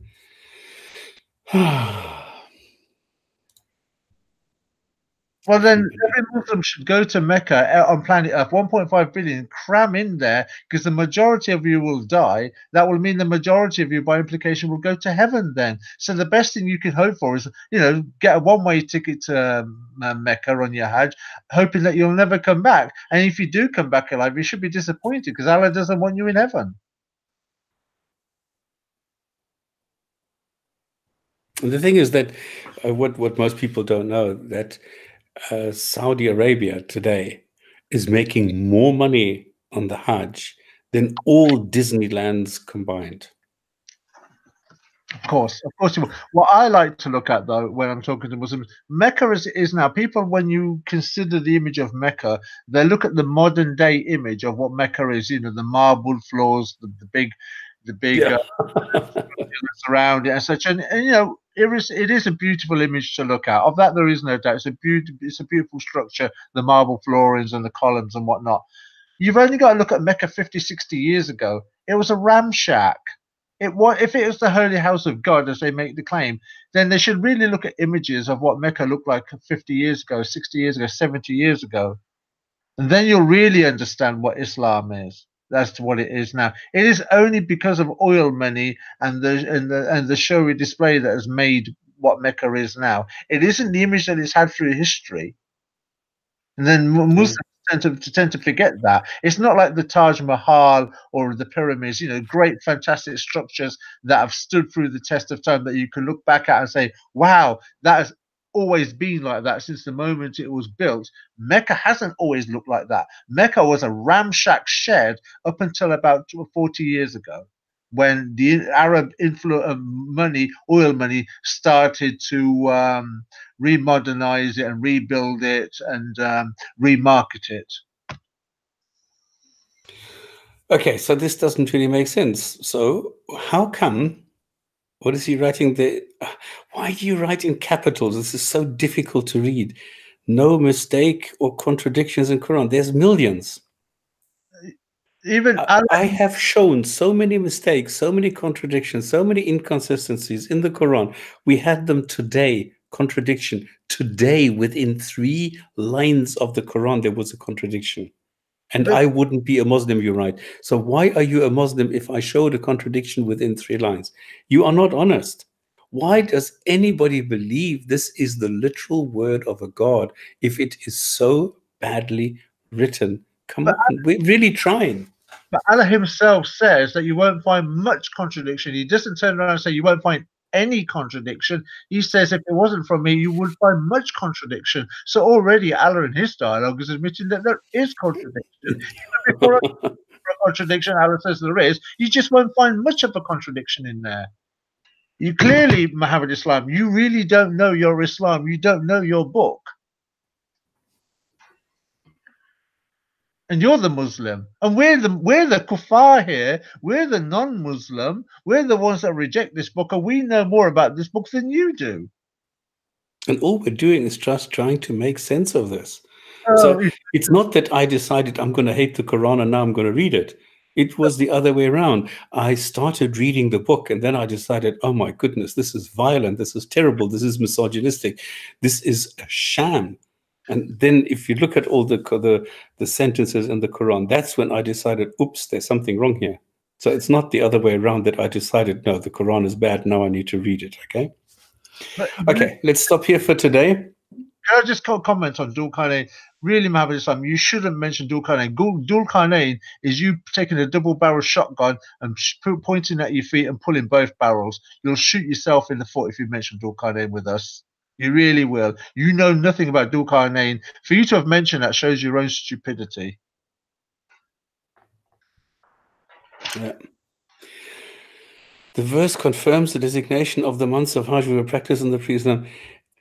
You can go to Islam Web. Yes, these are human beings who have decided that these are the months. The Quran does not tell you the months.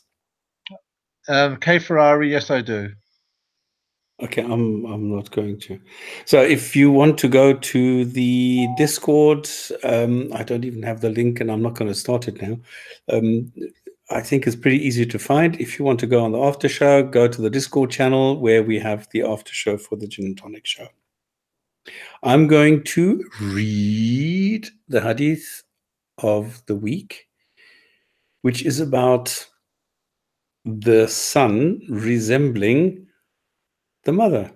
How's that possible? Well, it's actually quite easy. It's very simple. All that has to happen is the mother has to have a wet dream, and then the son resembles the mother.